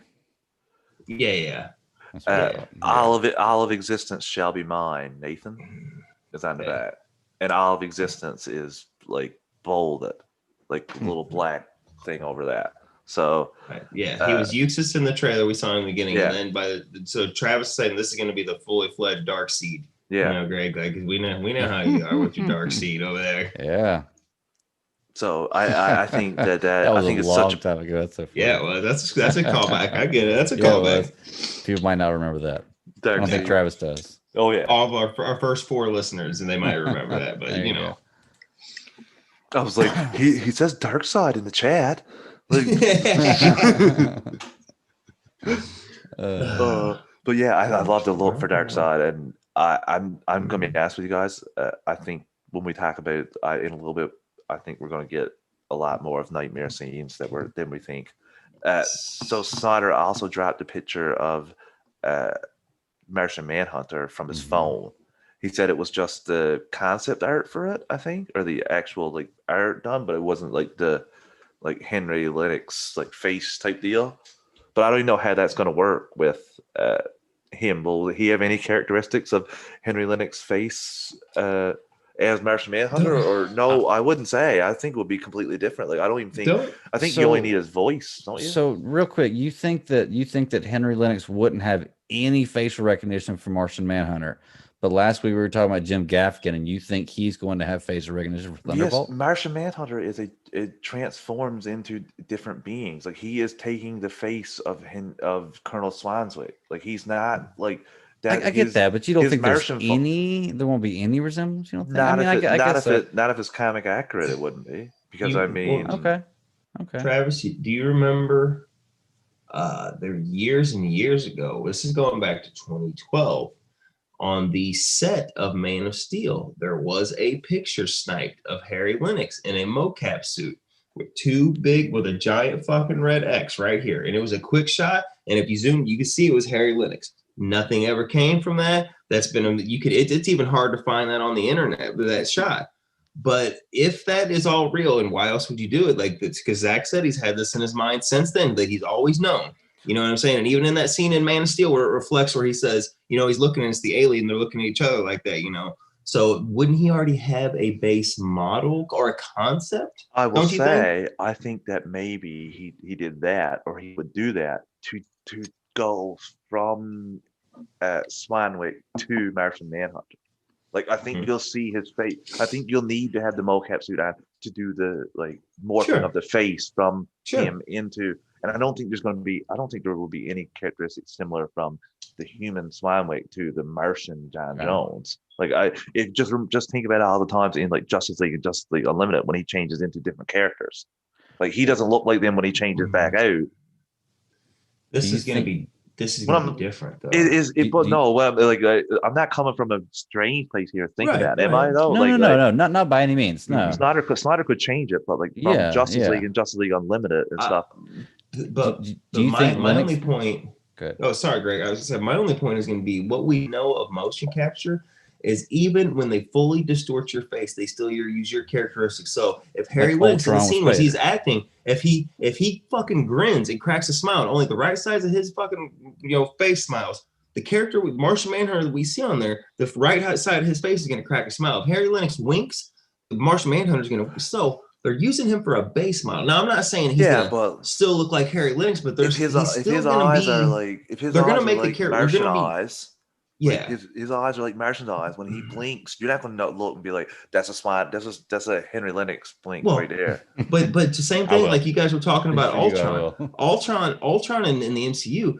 James Spader did mocap. They used James Spader's face as a building block to put all that crazy shit on his face. I didn't think he looked 1 second like James Spader. Like Spader either. I even didn't know he did the mocap for him. He did do the mocap, but they had a thing on his head and a stick with 2 eyes, and they were like, "This is where Ultron's going to be." So even they did the same thing with the Hulk, but look at Ruffalo's face. But that's not what you're saying. What you're saying is his face, like they use the base model. I just don't think that. I don't think that his face, his character, he's not going to have any characteristics of Smilewick, because if you're like saying as Mystique, for example, when Mystique changed into characters, she didn't look like those characters or have any of those. Like she completely changed her face, and that's exact same kind of skill Martian Manhunter has. Okay. So I see what you're saying. Yeah. Now, like you said, Snyder could take liberties with that, and you could be right. Like it's very well possible. I mean, Nightwing Dick is dead instead of Jason Todd. So, It very well could be. There's the title. There's the title of the episode. Dick is dead, right there. Greg. That's the title of the episode tonight. 3 long years should be the title of the episode. 3 long years. That's right. Yeah. Well, let me ask you a question. We're talking about Lennox, and he was Master Manhunter. Snyder planning this so far ahead. Do you think Lennox knew? How far ahead do you think you knew if he did? Like when he was cast for that role, do you think Snyder was like, "Hey, this is going to be Martian Manhunter down the road"? See, I think yes, because of the whole interrogation scene. But I mean, maybe I shouldn't say that because like I've had a person block me because I told them that they were wrong in saying that they said that Snyder didn't plan this, that Snyder just took fan theory and decided to make it reality in his movie instead of actually planning it out, which I mean that's exactly like what Zack Snyder does all the time. Right. Like he's never overly thinks out and plans things in advance or anything like that. That never happens. Like no pass from Man of Steel happened in BBS, and like same. He never does anything like that. No. Good riddance to the fucking blocker. But I just thought, like, are you kidding me? Like he was like, you just made it up. He just stole fan theory. I'm like, are you kidding me? Come on. Like because he was just scrolling through Vero one day and went, that's a great fucking idea. Let's make it so. I can't think of anything. I need to go to DCEU Reddit to find some ideas to make a movie. Yeah, me and Zack Snyder were cruising through the same fucking Reddits all the same. You know what I mean? Like we're both scrolling. We both saw like, okay, because that's what's happening.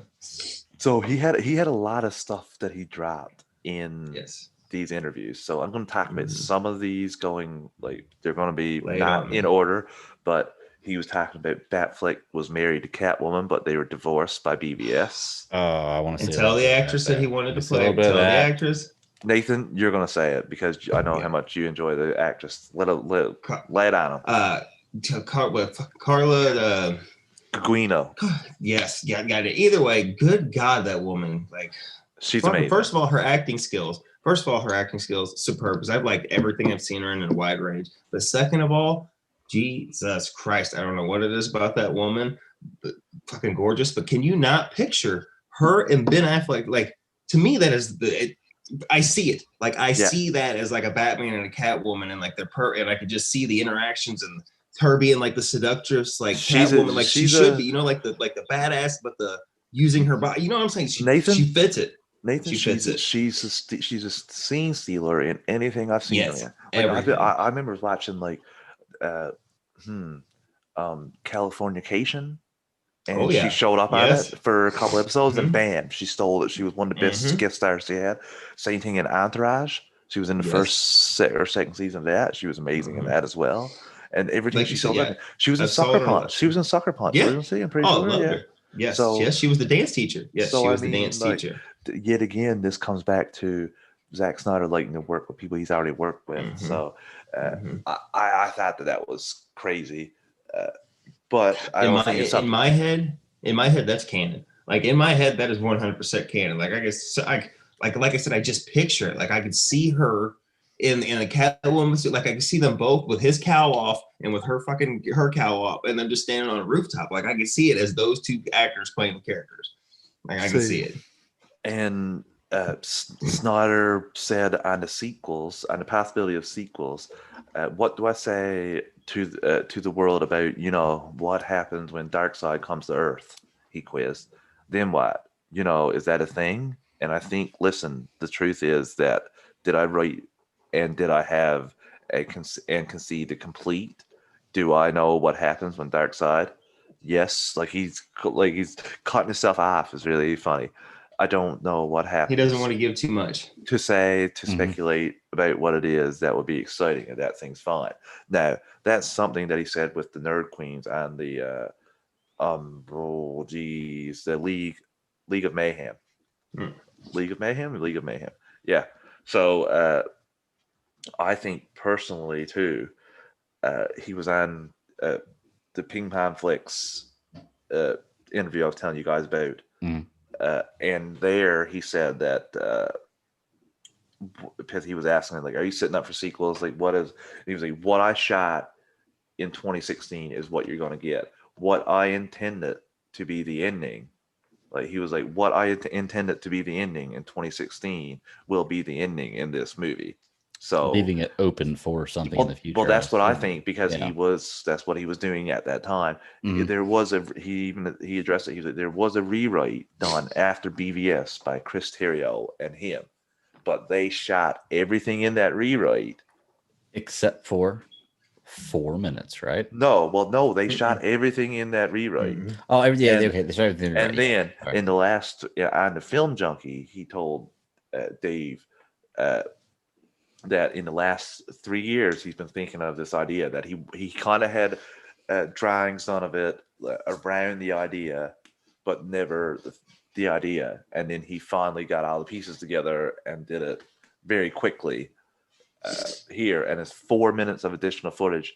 And I think people are saying he's cheating, which that's not cheating. No, he's just footage is not cheating. He could have got that on additional photography, and I don't want to hear people. I don't want to talk about those kind of people. Those are dude. Well, that's a minute of extra footage per show if he's doing it for 1 hour. That bingo. That's what Greg just said. See, that's what this is. This was supposed to be a fucking movie, you goddamn D-backs. Now it's going to be broken up into a 4-part series. You need stingers and connective fucking tissue, because the scenes were not meant to end in episode on a fuck. You fucking idiots. They were meant to flow together as a fucking. So yes, you do need some connective tissue, some fucking transition scenes, and a fucking stinger at the end of it. You idiots. Also. Now we see why Nathan got off Twitter. But no. Idiots. All that 4 minutes doesn't have to be used up for that. It doesn't. It doesn't. But it makes, because think about it. No, we could get 4. I think it's going to be in a scene. To be honest, we could get 4 30-second stingers, Nathan, like lead-ins, and I think that we could get like the warehouse scene was only 2.5 minutes. The nightmare scene was 4 minutes, 5 minutes. So I think that honestly, before he said that today on Ping Pong Flicks about like what ended in 2016, what I thought that all these reshoots, well, not reshoots, all these additional photography, this additional 4 minutes was just entirely like a final showdown in the nightmare scene, in the nightmare world. That's what I thought it was. Like Joker helping, Deathstroke helping, like everybody that's still alive help out. That would be a cool scene. I'm between. That would be the coolest scene I think I could see, other than maybe a flashback of Robin and Joker. Well, he said that the Joker was quick. It was quick. So I don't know how long he's going to be in it. So I think Travis, to your point though, remember the new trailer that we saw when we zoom into the nightmare scene. We see the Broken Wayne fucking thing. Tom, we see the Broken Wayne's mirror. Joker card flying around. The Joker card comes through there, and like it stops for a half a second so that it is visible in your screen before you go again. You know what I'm saying? Like you're going through that scene, and it like that card stops and then blows again. Like he had that card on his gun as well. Yeah, like he's putting a pin on this kind of thing. You know what I mean? Like there's. Like Travis said earlier, Snyder, I know people think he just flies with the seat of his ass, but he's a very meticulous planner. And even when he does think of something on the fly, the man is smart enough to learn how to be able to go back, retrace the steps, and work it in seamlessly to where it doesn't seem like it was a off the wall, just last minute shoving. You know what I'm saying? So I really do think that there was a reason, like I said, that stop like that. There's a reason Leto decided to come back, because look at Jared Leto. This is only a 4 or 5 minute scene. And look at how pissed he was about what they did to his original stuff in there. And he's always said that he wanted the original footage to see the light of day. So basically, he didn't have a great experience, and they didn't bring him back for heart. You know what I'm saying? Like it had to have been something to where he went, you know what, this is worth my time. In my opinion. Okay, I got one too after you get done. Do you think that he should be more championing the air cut more, or do you think he's just trying to be like better with his that's a great question, because I feel like if he wants people to see the light of day with that, why wouldn't you be although no actors really champion the Snyder cut either. That's exactly what I was about to say. So they mentioned it once or twice, but they never they tweeted on the day last year or 2 years ago. 2 years ago? 2 years ago, yeah. Well, that's a great question, and I agree. I don't know why, if he wants that version to come out, he wouldn't be doing that. But you're right. Maybe he's taking that same kind of route of let's just let it get popular enough, and if I need to, then I'll put my chips on the table. I got a question for you. We know now that we're going to get 4 additional minutes of footage. It may not be all with Joker in it. They had Leto come film, It may not be all 3 minutes, but even if it is, let's say if it's 2.5 minutes extra of Leto with a new look, he's not selling people who didn't like Joker, guys. Right? He's not selling people on Joker with 2 minutes of a new look with that Joker. He's not selling people, right? He's not trying to, Greg. That's not what he's. Bingo. He could be. I don't know. Maybe he could be helping out a certain actor, director that is really friendly with him, that took a role for him that he got a lot of flack for, and maybe he's just helping him set up a little for his show. Maybe. I was gonna say, Travis, you bring up a great point that Snyder is not a dummy, and he did not actually get to put Batman and the Joker in a scene together in one of his movies. David Ayer got to do that for a short time. Zack Snyder, we are seeing Ben Affleck stand up, talk to, fucking punch in the face, something. We are seeing Jared Leto as the Joker and Ben Affleck. Either way, but I'm just saying, Snyder's not passing this opportunity up. He is putting Bat and the Joker in a scene together. We are getting this in this movie. We will see Ben Affleck's Batman, which people have been screaming because we saw it in Suicide Squad for a minute. But we are going to see again like a not a car chase, not a him pulling him out of the river and basically focusing on Harley. They're going to have dialogue between the two, right? Yes, there's going to be a conversation, if not a fist in the teeth. You know what I'm saying? But that I can't wait for that. Like it's not. And come on, he's not passing this up. He's not passing that up. Also, I gotta say, Fabian Wagner has been dropping behind the scenes pictures the last 3 or 4 days. They've been amazing. From the shoot in 2016, there was some vocal shots. There's some costume tests for Volko, Aquaman, Flash, Batman. Some behind the scenes of Wonder Woman, Gal Gadot, Henry Cavill. There was no pictures of Superman yet. No pictures of Superman yet. But he's been dropping them. I'm assuming he's going to drop more. That Batman one that I was talking about with that was Snyder, sorry. So we need to talk. So I'm just hoping that he's going to show up tomorrow. But dropping everything like that, and I think that's coming tomorrow. I think that's, and to say that Nathan's on fire with the transitions today. Not even trying it, but he's on fire with them. Yeah, he is. Tomorrow, November 17th at 9 a.m. This will be the 3-year anniversary of the theatrical release of Justice League. 9 a.m. Pacific Standard Time. Right. 1:30. No. Is it? Oh. 12 Eastern Standard. He's in California, right? Yeah, 1:30 p.m. Newfoundland Standard Time. Yeah, if he's in California, if he's doing it at 9 o'clock for him, it'll be 11 o'clock for me. It'll be noon for you. Yeah, it'll be 1:30 for me. Y'all call it Newfoundland Standard Time? I don't call it that. That's what the people call it. Would you just make up something short like NWF Standard Time? It's NST, Craig. Okay, well there you go. NST. You just take the acronym of the three words. Yeah, that makes sense. NST. Yeah, this is actually your time zone chat. It's actually Alliance. you could just go down to your computer and see your time there, and you would find it there. But it's a common selection. But yeah, November 17th, 9 a.m. at PST, Pacific and Standard you're Time. live streaming, correct? I'm going to try and live stream this. I'm going to say to class, sorry, I will watch your recording later. Mm-hmm. Feeling a little sick, right? Well, not even that. I'm just gonna watch the class. All my classes I record it, but I prefer to be there live just in case. Sure. So I'm gonna forego the bullet and miss my final 2 classes tomorrow and watch that because I'll watch the classes later tonight. It'll be worth it. Greg, all he's got to do is call in and say that there was a maple syrup hockey emergency, and they will fucking send the National Guard out to let him have it all like this. They got real bacon at the Piggly Wiggly down the street. Maple syrup hockey fucking emergency. Thank you, America. Thank you, American TV and pop culture. Thank you for all these stereotypes. Thank you so much. Listeners, you have no idea how many times Nathan talks to me about Canadian bacon. I don't even like Canadian bacon, and he's really on the Canadian bacon and how terrible it is. I heard a Canadian stereotype the other day about poutine and tiny bathing suits. I'm not sure what that was, but I've never heard of that. I know we like poutine. I never heard about the tiny bathing suits, but I heard about poutine. Yeah, I love poutine. Amazing, but yeah, Snyder's doing that on Vero, so.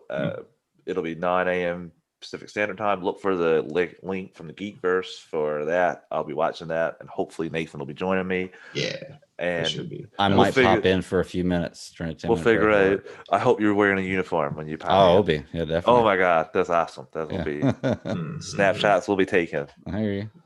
I might wear the classy one tomorrow. Wear like the 1950s jacket. Yeah, with the button-up pants button-up shirt and everything. As shorts. Yeah, I'll probably wear shorts tomorrow. It's still 60 degrees here. You wouldn't wear shorts here. No, I definitely wouldn't there. Are you kidding me? No. It's not like, at least you're not like the UPS guys with like, who wears short shorts? UPS guys wear short shorts. That shit.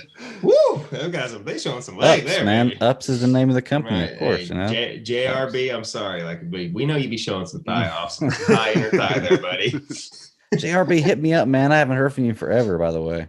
Hit me up, dude. I got me. He probably stopped listening to us. He's probably I think he might have done and pulled an Nathan and took a Twitter time out for a while. That could be it. That could be it. Yeah. It can be very refreshing. It really can. Mm-hmm. Yeah, I've done it for a few days at a time. Yeah, it's nice. But that's it, guys. I think that's everything. He hasn't really given away a lot, which is good. I think we're going to get a nice few things tomorrow. Tomorrow, he said he's going to go through every part of the trailer and just talk about it. Not going to give away any spoilers. Just talk about like how it was filmed. Here, right? Well, for example, he said that the first scene where Darkseid ukes smashes. He said that was done by Richard Citrone in a mocap suit. And he's just going to tell how they put Darkseid's face on it. He's not going to tell like what's going on there or give away what is happening. He's just going to break down how they did it and take a couple questions from this guy. This guy got to play a Kryptonian, fucking Batman, and now Darkseid. Like, come on, he's played a lot more is like living the life. Yeah, I know. Like but I'm just saying, like, because he's like, he's got to work and be all these great. Super nice guy, super cool guy, dude. Super cool guy, very nice guy. From the interviews I've heard and the fan interactions I've heard with him, very genuinely nice guy. Well, you know what the funny thing about Snyder releasing all this stuff is? I'm always so scared that he's going to release too much and he's going to reveal something and it's going to kind of spoil the future for me. But let's look at it this way. We got 2.5 hours in the movie theater, little less 2.5 hours in the movie theater. Okay. We're not going to be using over half of that, I'm sure. And we got 4 hours of film. I guarantee you could put a 10-minute clip out there to still not spoil the movie. So I'm not worried about him spoiling the movie because he's got so much new content. I don't need trailers anymore to sell me. I don't either. I like the trailer for content for us to talk about. Like it would be immediately emergency DC. But I don't want more than one more before the movie comes out. No, to be really honest with you. But that kind of go in the wrong direction. But I mean, that kind of it flies in the face of what you just said about he could drop a 10-minute clip part of the movie. That's true. That's true. But I guess you're right. I'm thinking about my mindset of most of the time of the movie. I don't want more than one. But I mean, I guess I just don't. I mean, like he could do that without spoiling it. But I just want to see the movie. I don't need to see anything else. I'm like you said, I'm sold. You don't got to convince me that I want to go see this movie. He could release a 45-second clip tomorrow, and all it could be is the Flash and Cyborg being like teenage friends of like, and I'll be so fucking enthralled and wrapped up in this scene of 45 seconds of just the dialogue. There can be not one bit of action and nothing between any of the game. I'll be so enthralled and wrapped up in it because I'm still eating up everything because, like Greg said, like I don't have any fear that he's going to release too much because unlike BVS, he has maybe not total control, but him and HBO Max are working together on what gets released and at what time. And like you said, Greg, this is 4 hours. He could literally drop a 2-second clip every day from right now until this show gets released. And even if it was, you know what I'm saying? Because I got to imagine it's going to be beginning of the year. We're still not going to even make a dent in what we would see. What people are. Yeah. It's just a rumor. But I agree with Nathan in terms, and you guys in terms of like, there's a lot we haven't seen. I don't know. I don't really know if we need any more trailers or anything like that. We're not getting a Darkseid or a Doomsday moment. We're not. They'll never fuck that up. We're not getting. He mentioned on the Film Junkie too that he does a lot of his trailer editing.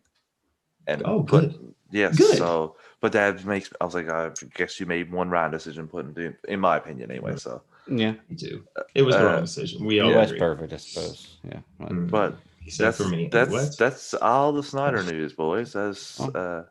We only got one more thing then, right? Yeah. Clip's almost empty. Well, let's get into it. Let's do some would you rather's. Did the Nathan, it's military awesome to guy have you just here, say man. clip? Yeah. Did the military man just say clip? Yeah, I did. You know what? Oh well. Fucking See, magazine. You better knock it off. No, I thought you meant. I thought you was talking about the Batwoman clip. Oh no, I wasn't talking about that. But yeah, I did forget about that. Let's do that real quick. You sent it to me. Let me share the screen. We're gonna talk about this Batwoman. It's a trailer. It's a trailer for season 2 or promo. Trailer for season 2. Okay, let me get. Either way, it's our first look at live action. Have we got any boob armor complaints about this costume yet, or is that just a Star Wars thing? I think it's just a Star Wars thing today. Like, Okay, what a bunch of nonsense. What a bunch of nonsense.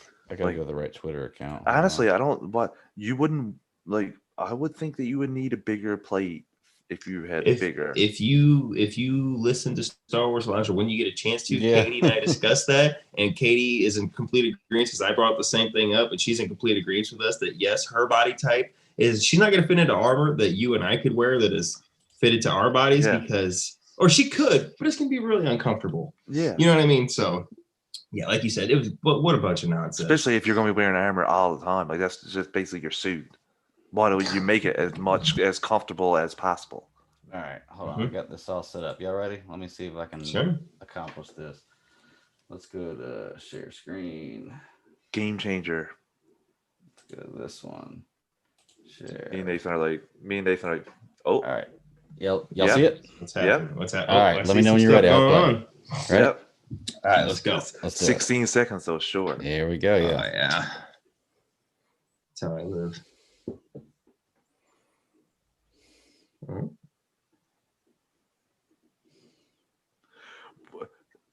Did she just find in the garbage? That's just what I no. This no. Can you put that back on again, please? Okay, because literally she pulled that out of a garbage can. She just that's what it is. Or trash bags. They look like in a bunch of trash bags. And I thought they made a. I like the white eyes. I like the white eyes. That's not her. That's not her. That's gonna say. I don't want to sound insensitive, but didn't they make a whole big fucking deal about how her hair was going to show that she was? That wasn't her right there. No, Nathan, that's not her. That's Ruby Rose. That's Ruby Rose. Okay. Well, that's it's Ruby? supposed to be. Supposed to be. Like, that's her stunt double. Okay. I get it now. Now I get it. Okay, now I get it. Because this after this, it looks like she meets her at some point. Yeah, it looks like she throws it. If she has different, that's even worse. Now, did you hear that too? They called it Batwoman season 1. Well, it should be thrown out everything in season 1 because none of it is it. Oh, how would she know that Bruce's mannerisms are different because Bruce is not really Bruce, but Tommy Elliott with his face on? She wouldn't because she has no experience with Bruce Wayne whatsoever. So that storyline is trash now. Trash. Yeah. Same thing with so many other things. So, but like I said, you're going to be really ticked whenever Matt Reeves does his first Batman movie. We love it, and in the second movie, a guy named Brian Dialer comes up and takes the role of fucking Batman because Bruce Wayne just took Bruce Wayne wanted to go home and wanted to go on sabbatical, and he left the bat costume in the trash in the garbage can on the curb and that's what it looks like. Now it could be wrong, we could be wrong, but it kind of looks like she found it in the trash. So that was all of our first viewing of that, right? Yeah, that was my first time I saw it. Yeah, the first time I saw it too, and I do like her Batmobile though. It's not really a Batmobile. It's a fucking cool ass car. Yeah, it's cute. Did you say it's cute? It's something you see driving down the street. You know, that's cute. Like I had issues with that because he hasn't said the same thing about the Batmobile for route. I don't think there's that much difference. That looks a little more souped up, but I also didn't rave about that Batmobile either. It's okay. It's okay. It's not great. Cute's a pretty big shot. Like, I kind of agree.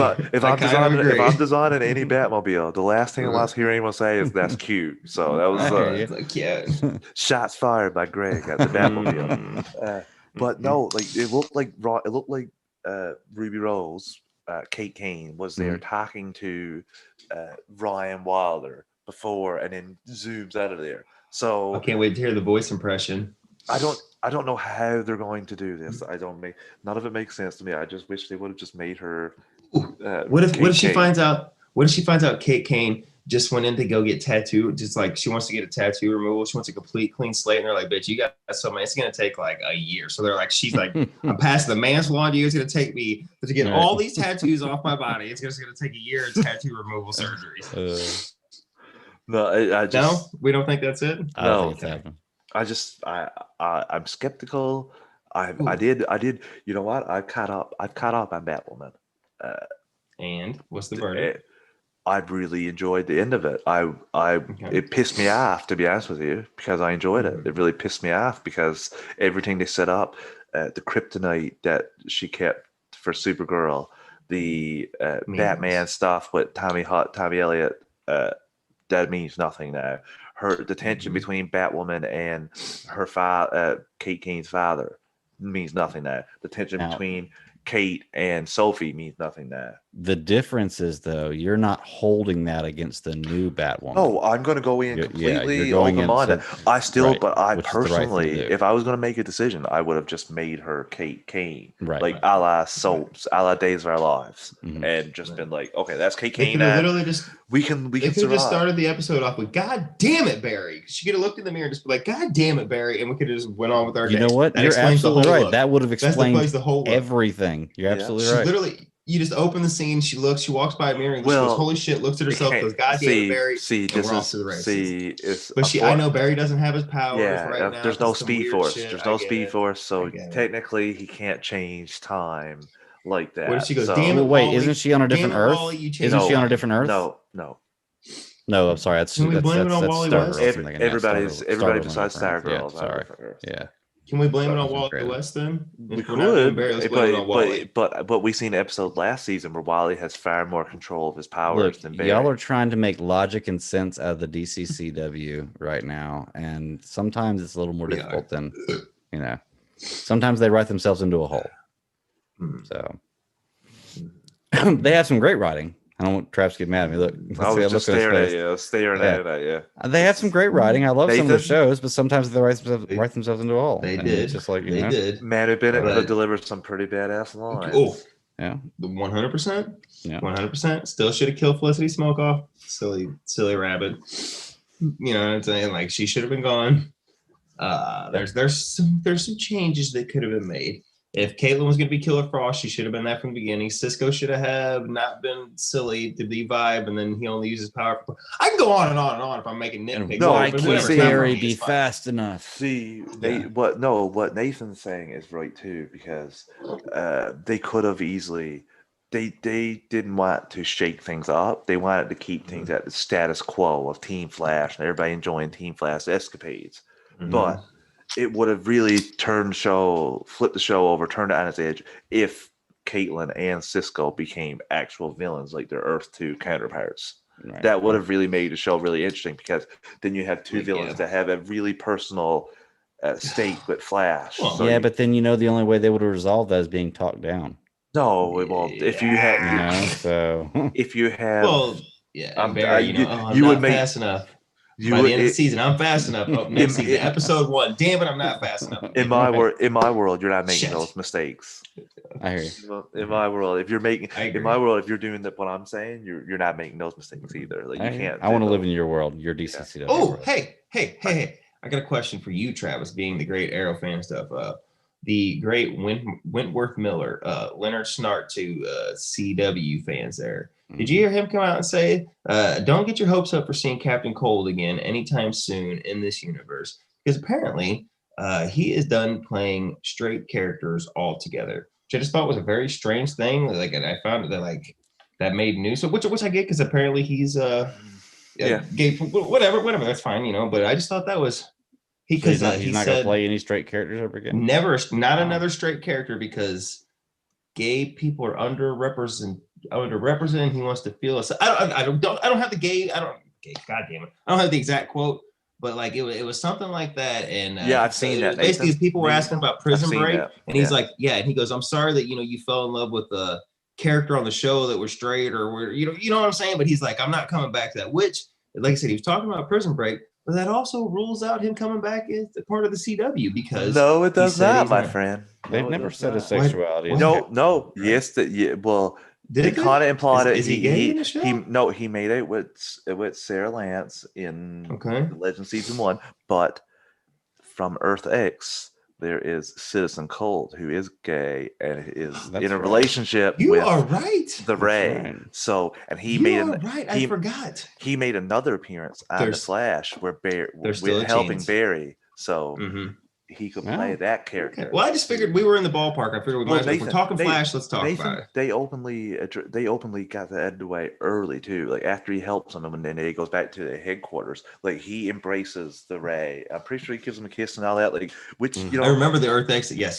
You're right. I forgot all about proper that thing because like I don't know how crappy it must have been for Wentworth Miller to pretend that he wasn't gay, like to try to get these roles.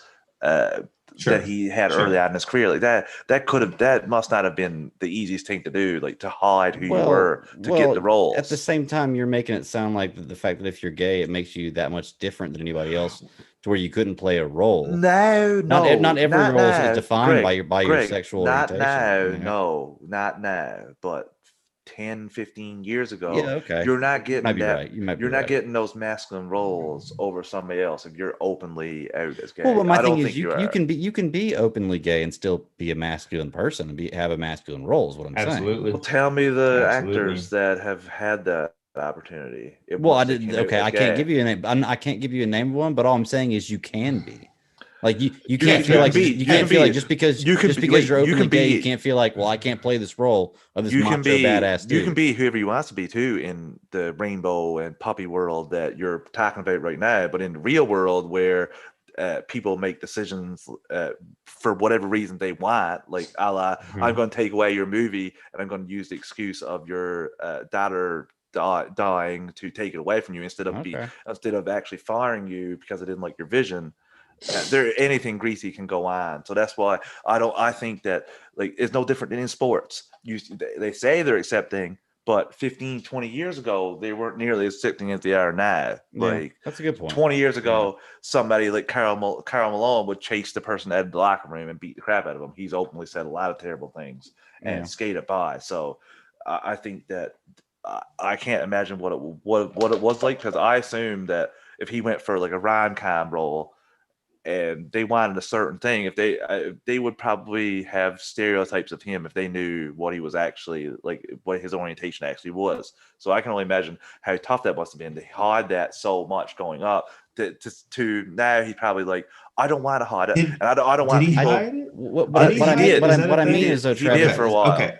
I didn't know that. But what I also mean is, I don't feel like there's some men who are openly gay or women who are openly gay, who you can look at them and even you could talk to them for weeks and months and not know. Yeah, because just because that's what your choice doesn't mean that you stand out. But Greg, that's because they haven't had many examples in like growing, not like me, you, Nathan. We've been represented in everything. No, I get that. I get the representation thing. And maybe Wentworth Miller is like, I want to do this stuff now, so that's somebody coming up. Brokeback Mountain, cowboys humping. Okay, and that's manly shit right there, guys. None of them were gay men. Yeah, none of them. True. So they never got those roles. So maybe this is what Wentworth. I just meant like the masculine gay role. That was cowboys. They're like roping and riding. You know what I'm saying? But you know what I'm saying. I see that. I think that he is just doing this so that people growing up, he never had this to bring more attention to or more representation, so that like somebody, imagine when he was 12 and him looking at people, he never had any role models and he was still confused. Now I don't know, that's when he found out, like I don't know his 100% backstory when he knew. Sure. So I'm not going to suggest, I'm just saying for other young people growing up, maybe he didn't want them to feel the way that he felt in terms of not seeing themselves represented on screen enough. And if you want to play a certain role, you hold out for it. It might not work, or it might work. Right. You might never get another job again, or you might start getting not Wentworth Miller in this particular situation, because I totally agree with what you're saying, like valid points. Yeah.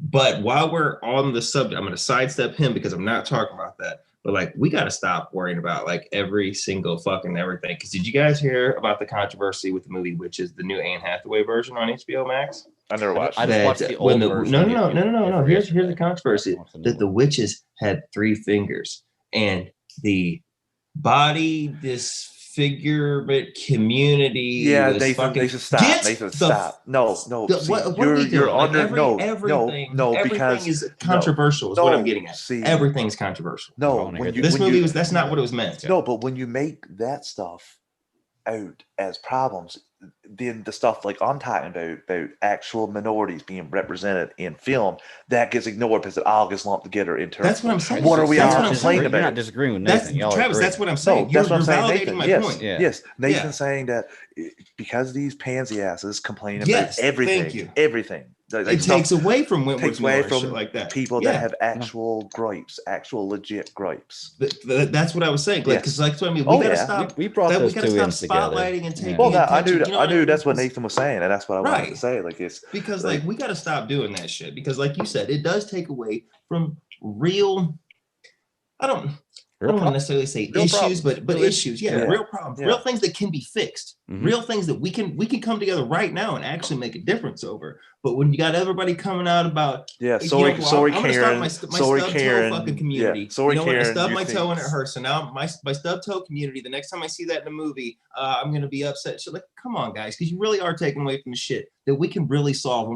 I'm sorry that if you were born with not all your limbs or whatever, or if you lost them in a tragic accident, I am so fucking sorry to hear that, and that does suck. But you got to quit pushing your bullshit on everybody. It does suck for you. I get it, but that doesn't mean it's everybody else's fault, and that doesn't mean they were trying to insult you when they made witches with 3 fingers and implying that you're evil because you don't have all the. That's not what the fuck is happening. Stop it. You're making a fucking. You're literally making shit up over nothing. Stop that shit. I'm glad that I didn't even know this controversy existed. Yeah, it's pretty. I just learned about it too. It's pretty terrible. I'm gonna be honest with you. I seen like witches. I seen witches trending a couple days ago, and I didn't click on it because it really mean nothing to me anyway. Like I don't really care about that property at all. So I just didn't. But I'm glad I didn't, because I would have got. I feel the exact same way as Nathan, and it pisses me off when it's just fake causes. It's just yet again fake wokery, fake. Like I said, so I mean. I've said it once before, and I'll say it again, because that everybody's got a voice nowadays, and not everybody deserves one. And I don't say that to take light away from the issues that we are making a difference on, because there are some times when these voices really do come together to get things going. But not everybody deserves to have a voice. Yes, for real cause. Yeah. But not everybody deserves to have a voice. For, like you said, every Karen with her "Can I see a fucking manager haircut" wanting to get upset because she doesn't get her way. Who fucking cares? Go away. No one gives a shit about you. Like, you know, I mean.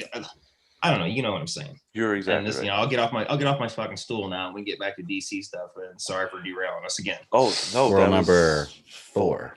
That's right. So, Greg, let's get the 3 would you rather's out of the way so that I can go to bed. Oh, here. Let's start. Last part of the show, and this is cool because Nathan's on here. Nathan, you're not on Twitter, so you haven't even seen these, I assume. I haven't. I haven't. Cool. So I'm going to ask you the answer before I give you before I give you the what the results were. So here we go. Okay. We do 3 of these every week, man. All right. I got to get back to them real quick though. I had it on there. This is me, man. I always do this. There we go. Let's see. First, would you rather for this week was you have access to with one trip into the Speed Force with a chance to change something from the past. Would you rather change something that is a personal event or change something that is a world event? It's going to sound selfish, but it's going to take an I'm going to do personal, because if I change a world event, I'm not just affecting my life. I'm affecting millions, if not billions of lives. And there's a chance that if, let's just say, I affect 2 million people, that 1 million of them get the good effect of that, but there's a good possibility that the other 1 million get a really shitty and really worse off life. And I can't personally take the chance, or I wouldn't want that on my conscience because maybe I'm doing something for the right way and the right thing. But you know what I'm saying? Like, I wouldn't want to, I don't know. I would go back for myself, because I would like to think I would do something small enough that hopefully it's not like the butterfly effect, you know, where you kill a butterfly in the future or the past and it wrecks everything. You know what I'm saying? Like, I would hope that if I do my one thing, but if we know anything from Barry, just saving his mom, fucking World War III came in and Amazons and the Atlanteans were going. So really there's no good answer. So like, if I go back and I eliminate Hitler as a baby, like, good God, I'm going to come back and the planet's just going to be dust because, like I said, the World War I would have destroyed it. Umbrella Academy. Hitler the second would have took over the entire world, exactly. something like that. Yeah, but so I'm that's a very loaded question. I'm in agreement with Nathan. First, that's what I picked was personal. I would go change something, but then thinking about with Flashpoint, that's not a good combination for what could happen. But I probably would just go back instead of changing something like saving somebody's life. I probably would just go back and get the lottery numbers and. You'd probably just go back and re-experience. See if I could go back and re-experience one of the best days of my life. See if whatever one of the best days of my life ever was, I just go back and re-experience that. That's something that might not, as long as you. So you wouldn't change anything. You just re-experience something. I get you. Like my wedding was one of the best and funnest days of my entire life. Like I literally smiled from the time I woke up till the time I eventually passed out, and I could go back and just kind of watch that day again and relive it or watch pieces of it, or to my kid being born, or going back to stuff like that. You know what I'm saying? I could go back and watch that stuff. That's sweet stuff, man. Like that's Canadian crying up there. Oh my God, so sweet, so sweet. All right, so the results of this one were actually 75% of personal event, 25% of world event. I went for world event. I didn't think about, I wasn't thinking the personal event would be selfish because it wouldn't be, because like Nathan was saying, he makes a good point. But I figure if I change a world event, it's going to change my life anyway. Yes. Nathan, so I feel like if I go back in time and make some kind of huge world event change, my life's going to be different if I even exist. Every time Greg blows out his candles, he asks for world peace. That's right. That's right. Yeah. Me here. I want that sick BMX bike. All right. Second, would you rather is you've been given superpowers. So you said, would you rather be a hero and get 3 random powers, or be a villain and get to pick any 2?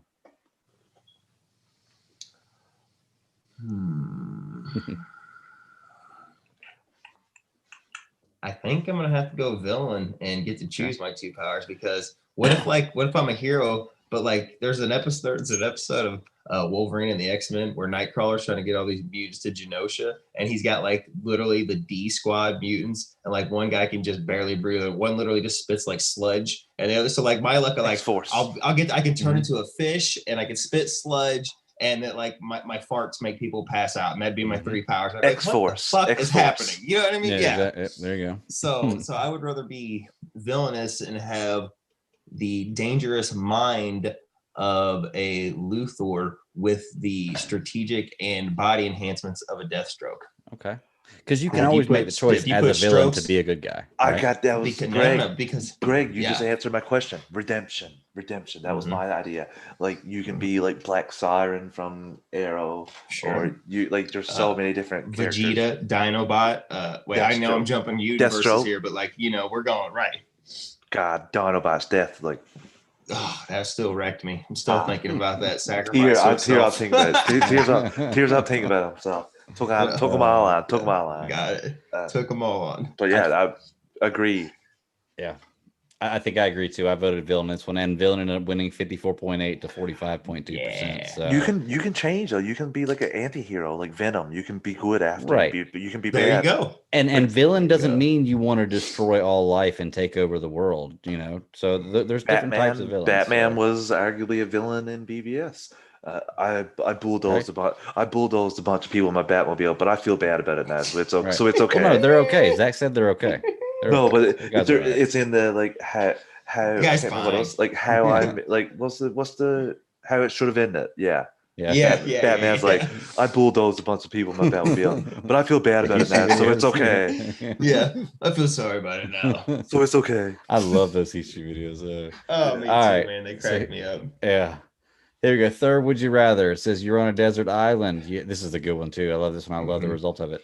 You're on a desert island. You have your choice of media in all forms: movies, digital reads, trade paperbacks, and merchandise, with the capability to use and enjoy. You can only pick one publisher to pull from. Would you rather have DC, Marvel, or any other franchise? DC. The DC, Marvel, or the field. Mr. Star Wars books there is probably going to pick Star Wars. No, I think I'm going DC because there's so many. Look at all the animated movies I love, the Timverse, plus the live action movies and shit I can all take it. Plus I got plenty of trades over there, and I got regular novels. So I'll take DC because I would actually Star Wars, DC, Marvel. I'll take any of them as long as I'm on the island, being able to comfortable to have any of them. But I mean, I guess if I've got to choose, since I'm on the DC show, then I'm going DC. You know, if it's coming down to something to edge it out, that's what's going to edge it out. Nathan, that's kind of my thinking there. I would pick the core four. Any of the core four would be fine. I'd rather have DC though out of everyone because I think it probably has the biggest library of content, especially like or the most I'm not giving up those animated shows, like all the animated shows. So it's a little tough, but it's sorry to our Marvel Alliance and Star Wars Alliance co-hosts and Ranger Alliance and anybody else, anybody else, kind of Doctor Who, we're gonna have on here. Doctor Who fans, Star Trek fans, but it's DC all the way. It's DC all the way for us. Yeah, and like I said, when I put this out, Snell even said that it seems like this is a little bias coming from a DC podcast, but I mean it's a legit question. I'm not saying only DC fans can vote for this. I put it out to the Marvel guys to retweet. I didn't even vote for this twice by using the superhero discussions handle. I just voted for it. We know. My own time. We know Chris Balga's picking the Harry Potter universe because he just That's right. Potter, you know what I'm saying? We know Balga's going to the Wizarding World. He did it again, folks. With over half the votes, DC did win. 53% to 33% Marvel and 13% the rest of the field. So, I picked DC, of course. I'm just a more DC guy. I'm not saying that I hate Star Wars, Marvel, and these other four. Like y'all said, if I have any of those, I'm fine. Yeah. I feel like DC has better writing as far as books and comics go. Marvel, to this date, has a better track record with movies. They have a bigger movie library. But I think DC wins on the small screen as far as television and animation goes. So with better animation, small screen, and writing, I mean, give me those. Could get a lot of the Arrow Island scenes and try and learn from them. Right, exactly. Be like a training video. So realistic training. I could get that. But I'll have two or three more of those out by Wednesday. Fans, if you got any that you want me to say, just hit me up on Twitter. I can put them out there. Any ideas, let me know. Takes me a little bit. That's why I always put it on Wednesday, because it takes me a little bit to think of these to make some good ones. So, but I think these end up being pretty good. These questions. Yeah. Well, I put now, Travis, this may not mean as much to you, but I'm going to put it out to your guys' listeners, as Greg joined Katie and I to review Mandalorian Sunday morning. And I posed a question to Greg, since he's now familiar with both characters. Oh, yeah. And like I said, it may not be to you to be familiar, but the listeners, if anybody here knows who Grand Admiral Thrawn is from the Star Wars universe, if you know him, if you had to put Grand Admiral Thrawn against Batman in a strategic technical battle, like tactician battle, who comes out on top? Because we know Batman, with enough prep time, he can be prepared for anybody. But Grand Admiral Thrawn, while other people are playing checkers, he's playing three-dimensional chess. Yes. So I think it would be a very, very interesting battle of wits and strategy. I could see Batman I could see Thrawn having the upper hand early, and I could see Batman adapting in the end to figure it out. I could see him getting the best of them several times. I don't know. I love both characters, and I honestly don't know. I mean, are we talking Thrawn, the Chimera, and the entire fleet, or are we talking just Batman and the Batmobile? That's a little different. That's not quite. Well, I mean, Batman's got the fucking watchtower. What are you talking about? That's true. He can literally pilot well, you haven't watched Justice League Unlimited yet. All right, never mind. So you don't know, but Batman can literally pilot the watchtower. So same kind of thing. We're getting there. All right, cool deal. Well, fellas, it's late for Travis. I know he's ready to get out of here, man. Y'all got anything else you want to talk about? I really got to piss, so I hear. Well, tell them where they can find you at real quick. Then Nathan, I know they can't find you anywhere right now. If you want to talk to Nathan, hit me up, and I will. Smoke screen. You can find me. You can find me on Sunday mornings on Star Wars Alliance live on YouTube with Katie and myself, and you can jump in the chat there. Or on Friday nights on Super Civil Servants with Greg and Travis here. Well, Travis, when he decides he's done watching, wants to jump in. But and we are Travis doing ice hockey. Yeah, we're doing a watch along of the Star Wars Thanksgiving special next weekend too. This Friday. This Friday coming up. So check out Super Civil Servants. It comes out tomorrow too. Watch along with us. So yeah, it's the Lego one, right? Yes. Yeah. Okay, we're gonna go watch along with that. Mr. Hines, where can I find you at, buddy? You can find me on Twitter at Travis_156. You can drop me a line. We can chat about DC anytime. Host superhero discussions with Greg as well on Fridays, doing animation. We are going to get together to review Death in the Family soon. I've had school that has really thrown a wrench into getting it out early. Nathan, I got my physical copy from Walmart.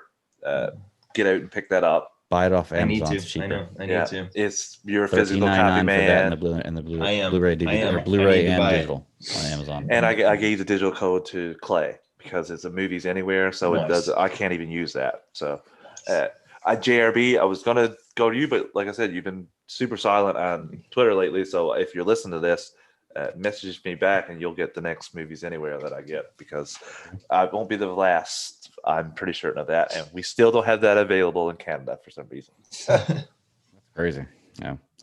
Well, you can find me at the BatDaddy52 on Twitter. Check me out there. Hit me up in my DMs. I talk about just bet anything. Just don't be rude. We can debate about stuff and have a good time. However, I'm on podcast almost every night of the week. So at the BatDaddy52, you can find everything I do for Geek Open Alliance Network, C3 Panthers podcast. I'm all over the place. But fellas, let's get out of here.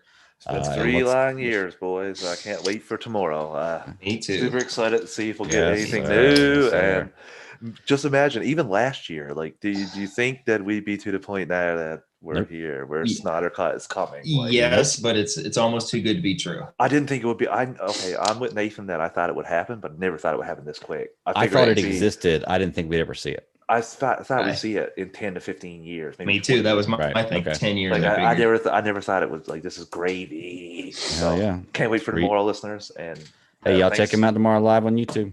Thanks for listening. Yeah, next week. Keep pounding. See you guys.